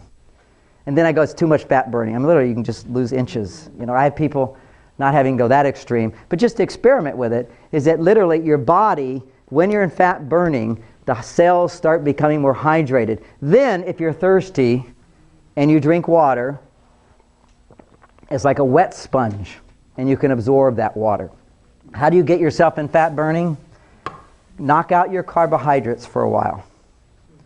There are certain carbohydrates which are fine that are complex carbohydrates, things like lettuce, tomatoes, all the things you get in a salad bar basically, but no croutons, no carbohydrates, no breads. The bread, just forget about the rest of your life. See, you're all addicted to it. You're addicted to the bread. Now, I'm not against bread if you're looking like this and you want bread, but you know what? I look at bread and I don't even have that. I used to be one of those people, had to have it. That's because I used to be in sugar burning. When you're in sugar burning, your body knows the only way I can feel good and have energy is to eat bread. It goes right into, it's like refined sugar. Just take it right in. Now, if it was stone ground and really where you had to chew it a lot, that's different. But this stuff that just dissolves in your mouth, that's just like taking refined sugar and your blood sugar just shoots up, your muscles go into sugar burning and your body stops burning fat. And we've seen all these problems that can result from when you're not burning fat, remember? No enzymes, no enzymes, no digestion, no immune system, no elimination. And also, when you're burning sugar, your insulin levels are elevated all the time. And when your insulin levels are elevated all the time, your brain cannot release growth hormone. Now, you've heard a little bit about growth hormone, whatever. Again, they give these guys shots of growth hormones. They get lean and they get this, and then we're going to see them get cancer. It's all going to happen down the line. It will happen. And again, if you want the symptomatic relief now, I have no problem with that, but why not just use your body? Your brain will already give you all the growth hormone you need if you just take the right amount of nutrients, understand what those basic proteins are, B vitamins, omega-3s, then you have to create the situation for growth hormone to be released. This is knowledge out there. I don't see anybody talking about it. It is proven fasting dramatically increases growth hormone production and release in your body. All you have to do is not eat for a day and your brain is going to flood your body with growth hormone. Or all you have to do is not eat for 4 hours. At 4 hours after a meal, your brain will release growth hormone. But what we all do now, it's like our new religion, eat every 2-3 hours. And we have to. Why? Because we're sugar burners. If you're sugar burners, your blood sugar keeps dropping. So rather than go crazy and all the unhealthy things of low blood sugar, we eat sugar. So people go, oh, I'm just eating more food. That's a good thing. Eat, eat, eat, eat. So it will keep your blood sugar up, but it inhibits the release of growth hormone. The Swedish people did this study, is that after 4 hours after you eat, your insulin levels will start to drop, then your brain will release growth hormone. The only reason we're still alive is that nobody's got a diet plan where you wake up in the night and eat. Because you have 4 hours of sleep where you don't eat. And that's when you get your growth hormone. You can have growth hormone all the time. You can be vital and young and all that energy coming back if you have growth hormone. It's so key to the whole thing. But stress is going to inhibit, because whenever you have elevated cortisol levels, your insulin levels will be elevated in order to deliver sugar to your muscles, and that will interfere with growth hormone being released in your brain. And growth hormone causes cell regeneration. Now, minerals. Just real quick, I help people go off of antidepressants all the time. Regular. I help people with bipolar go off of all their medications. My brother, the reason I got into health, I was a yogi. I was spiritually enlightened off in the mountains, very happy with my life, a wonderful life, fasted all the times, heard angels sing, leave my body, all that stuff you read about in the books.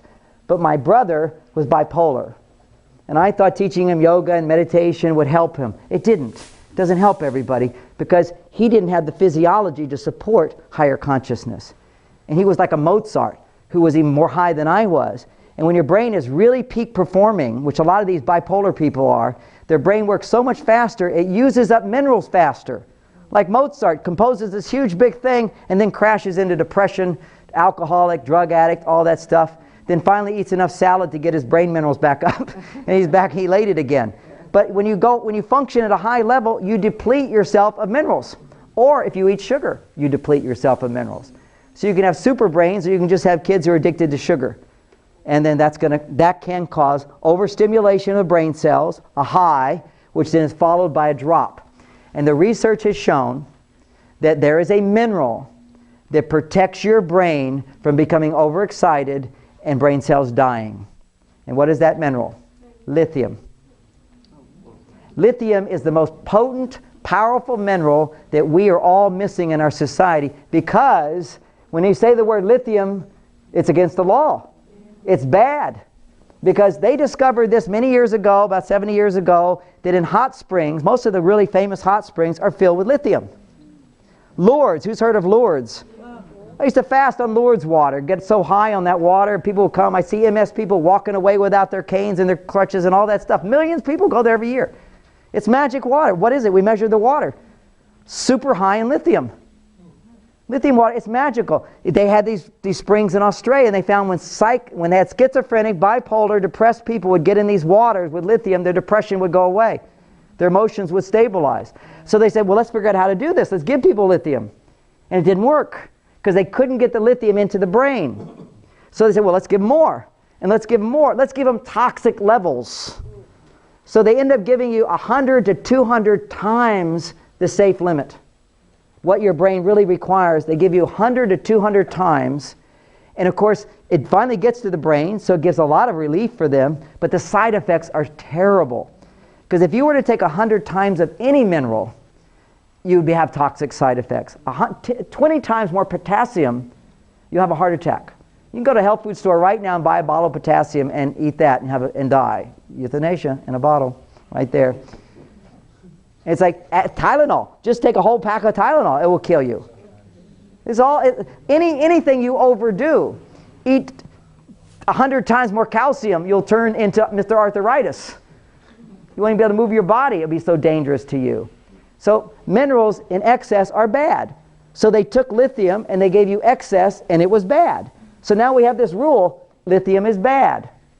Dr. Nieper, who's familiar with Dr. Nieper's work? Dr. Nieper had a clinic that was against the law for him to come to America. Reagan went to him, famous celebrities went to him. He was curing cancer and a variety of other types of diseases, and particularly he was healing migraine headaches.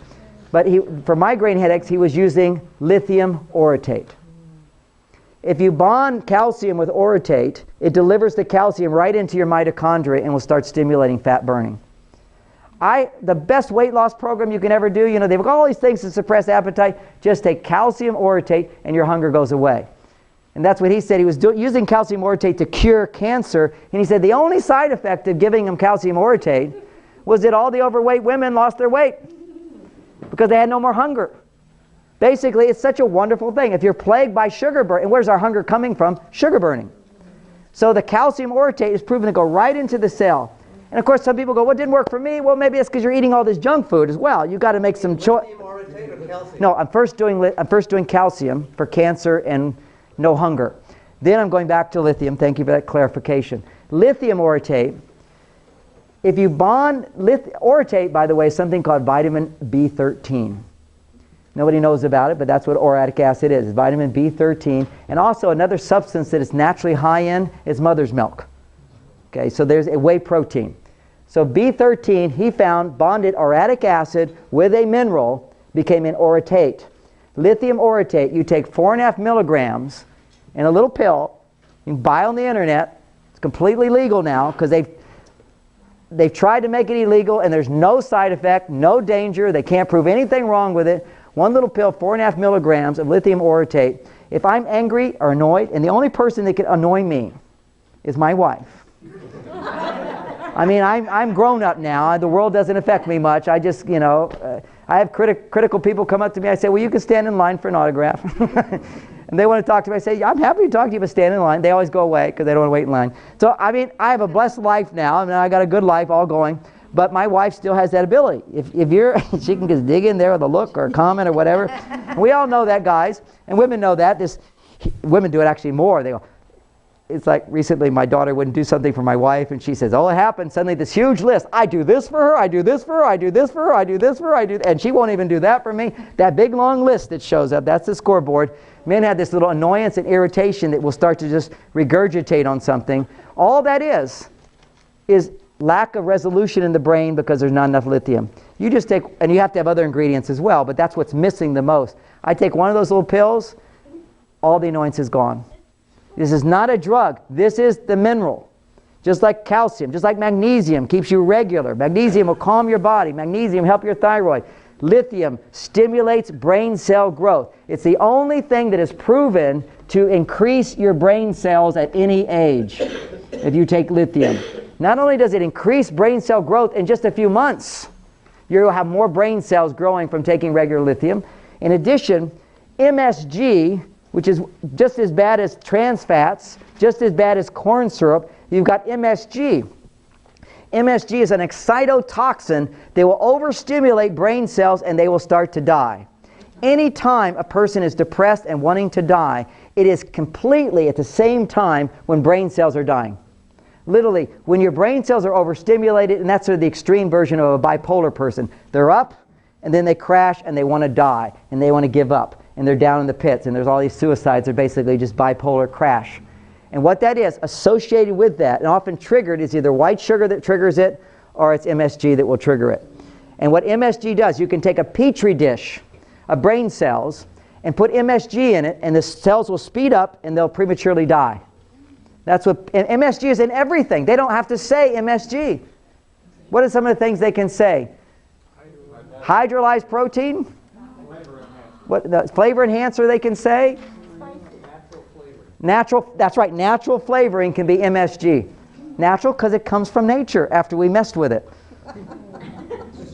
And what it does, it's MSG, I'm not going to go into the whole science of how they make it, too much information, but the result is it overstimulates brain cells, so it makes the food taste better. Your brain thinks, oh, this is really good, but it's just overstimulated like a drug.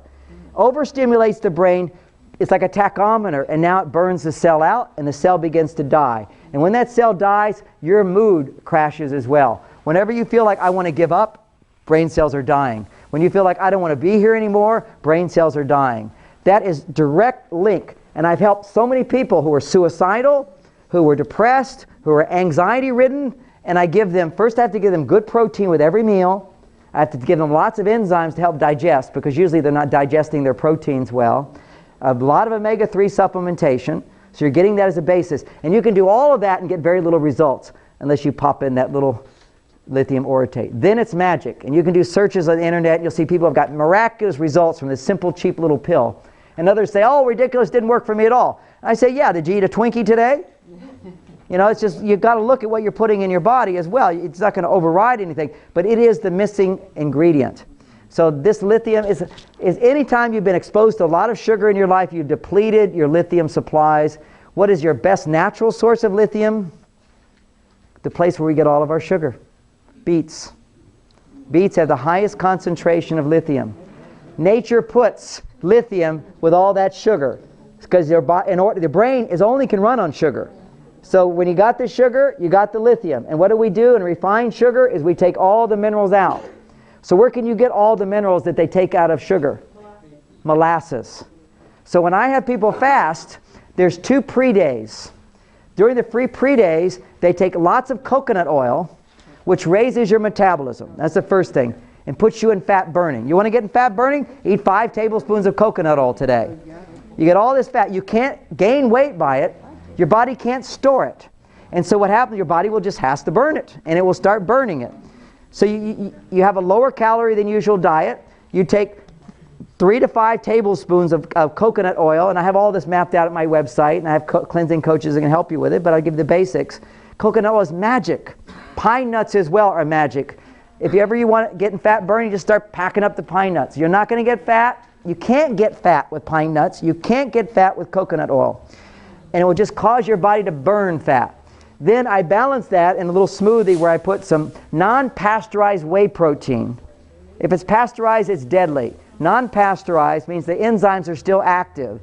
Some non-pasteurized protein, some ground flaxseed, some goji berries, take a vitamin supplement, and you've got everything you need to make brain chemicals. Then you put in a tablespoon or 2 of coconut oil, and you put in a tablespoon of blackstrap molasses. And you will get all the minerals that our whole Western society is deficient in.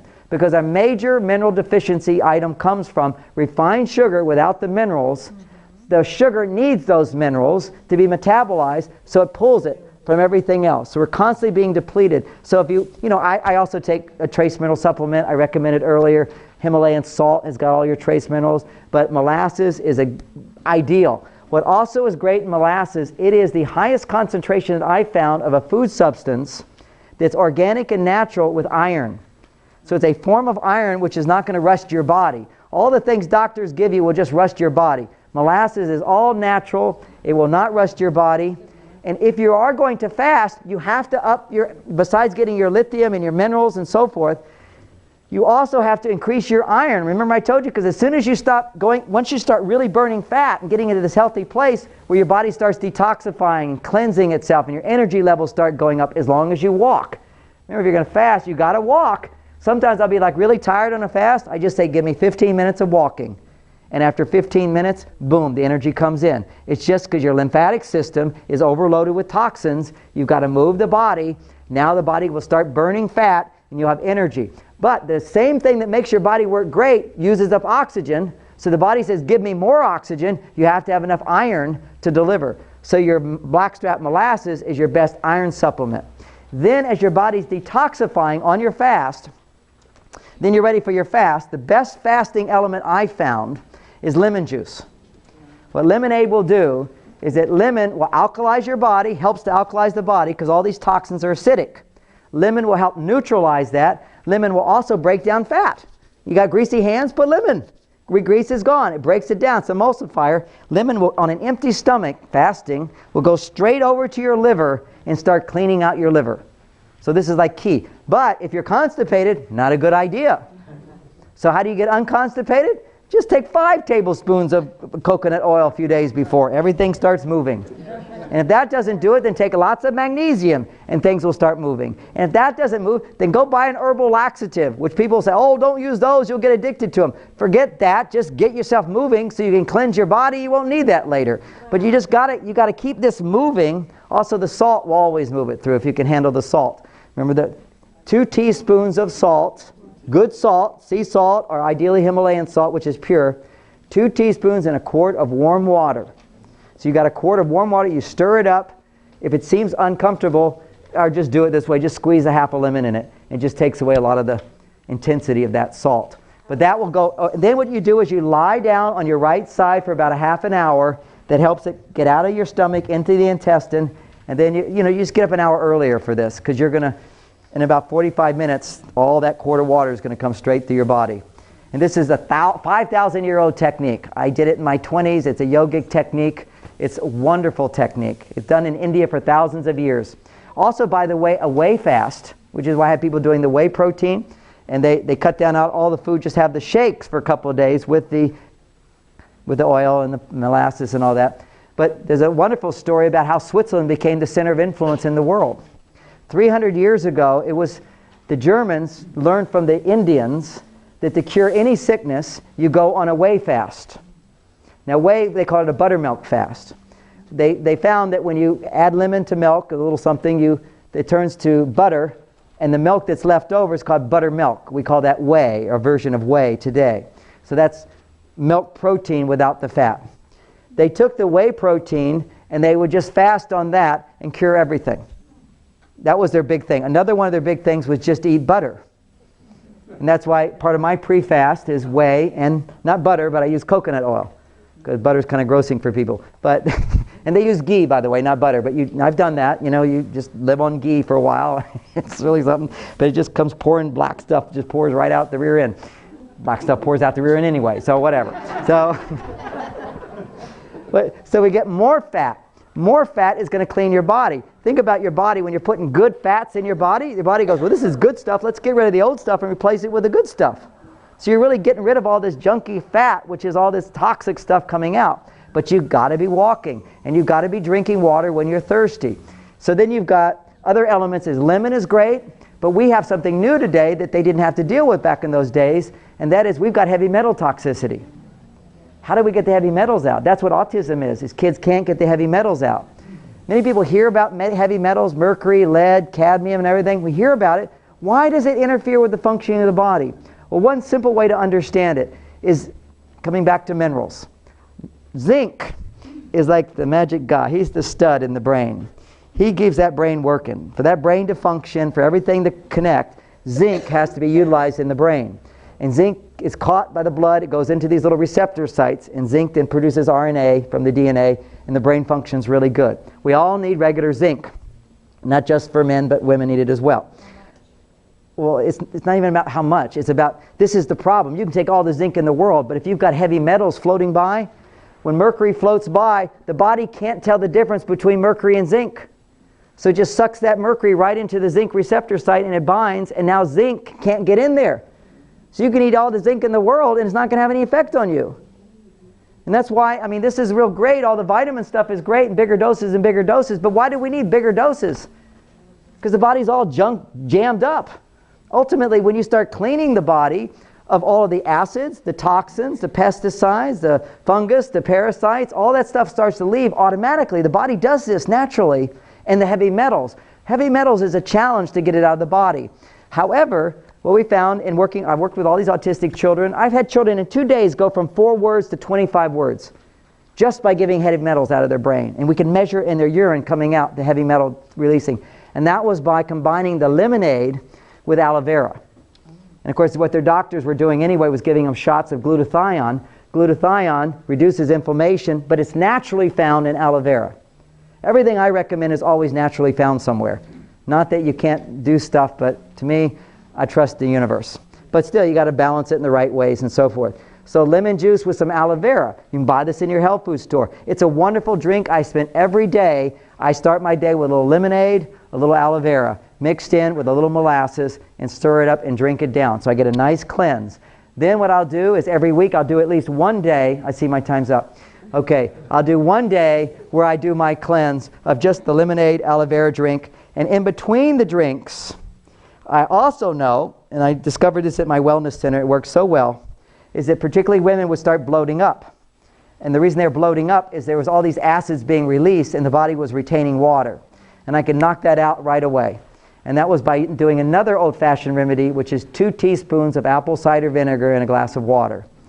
And you just drink that down, and for a whole complicated process, but the result is the edema goes away, the storing of water goes away, the acids are neutralized, and your body continues to detoxify. So that's another element that makes fasting a very fun and easy thing if you're not becoming over-acidic. So there's ways to cope with our new stresses so that our bodies can easily to help our body do what it's designed to do, which is to cure everything, or at least help the body in its attempts to cure everything to the best they can do by giving it a vacation.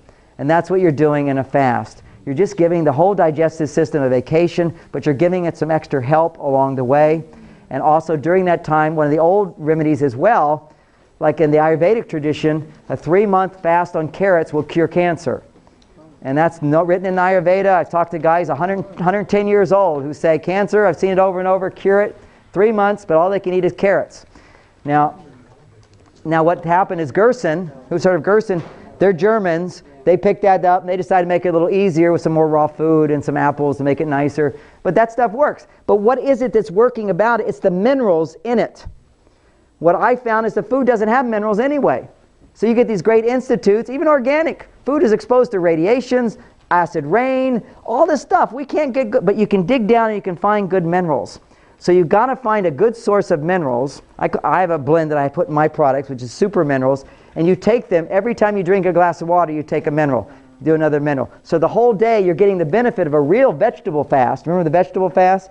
That was a big thing, but really why are you eating all those vegetables? To get the minerals. Well, they don't really have the minerals, so you don't need the vegetables. And what do we need most in our society because we're stressed? Fat. So we fatten up. Then we go on our lemon drink, and the body's in fat burning. It's now releasing the toxins. We have a way to neutralize the toxins with the apple cider vinegar, and we got the aloe vera, and also throw in a good digestive enzyme. Because one of the reasons fasting works, I'm almost done now, I see you, okay. I got an idea.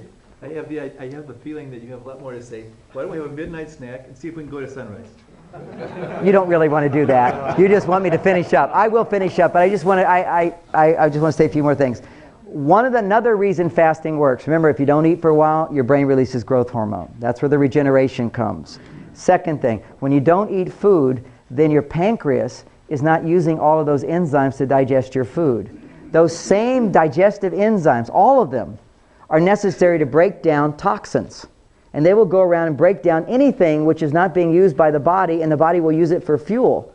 And so that's what's going on. Your body will actually use the bad guys as fuel. Those enzymes are now available. But as we get older, because of chronic stress, our production of enzymes is dramatically reduced. So you need a good enzyme supplement. You get enzymes and take a lot.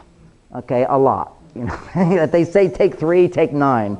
Okay, but you could space it throughout the day. So you can't take too many, basically. I mean, you don't want to drink the whole bottle, but just triple the dose of whatever you're getting. Make sure it's a good quality. And you're taking your enzymes. Again, every time you have your little drink, you got your enzymes, you got your aloe vera, you got your lemon. And maybe the first time you start with one day, and then you do a few days of the things I mentioned, and then do another day and do a few things, and then try for 2 days. Now what I do is a systematic program where I lead people through in 7 days. And for women, the average weight loss, if they're overweight, is 7 pounds. And you go, well, that's impossible. But it's not impossible, because about 3 pounds of it is real fat. But the other, people go, well, that's just water loss. No, it's not just water loss, it's oil loss. You see, if you feel your body as you're getting older, it gets all jiggly everywhere. That's not really fat, that's oil. See, it's just oil holding on to toxins in your body. And so your body holds on to that water. It's all jiggly stuff. That goes right away. And you can drink water, it doesn't come back.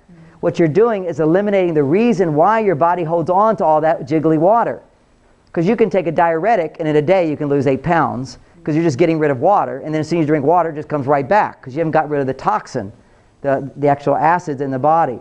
So this is, you know, I see again and again. Then once you sort of get all the jiggly stuff off, then it's about 4 pounds a week. And your body will heat up. You'll feel the fat burning on your body. And you'll have the energy. You have so much energy. That to-do list is a joy. And I'll just end on that thought, because in my mother, when I was growing up with 7 children in the family, she was in a generation where she had so much support around her in a community. She didn't look to my father to stimulate all her oxytocin. She had friends. She had a nurturing environment. The world was a different place. She wasn't out there in testosterone land all the time. She had a garden. She had all the natural things around her to stimulate oxytocin, and 6 boys and 1 girl that were crazy. But that stimulated all this oxytocin, so she never got tired. Never got tired.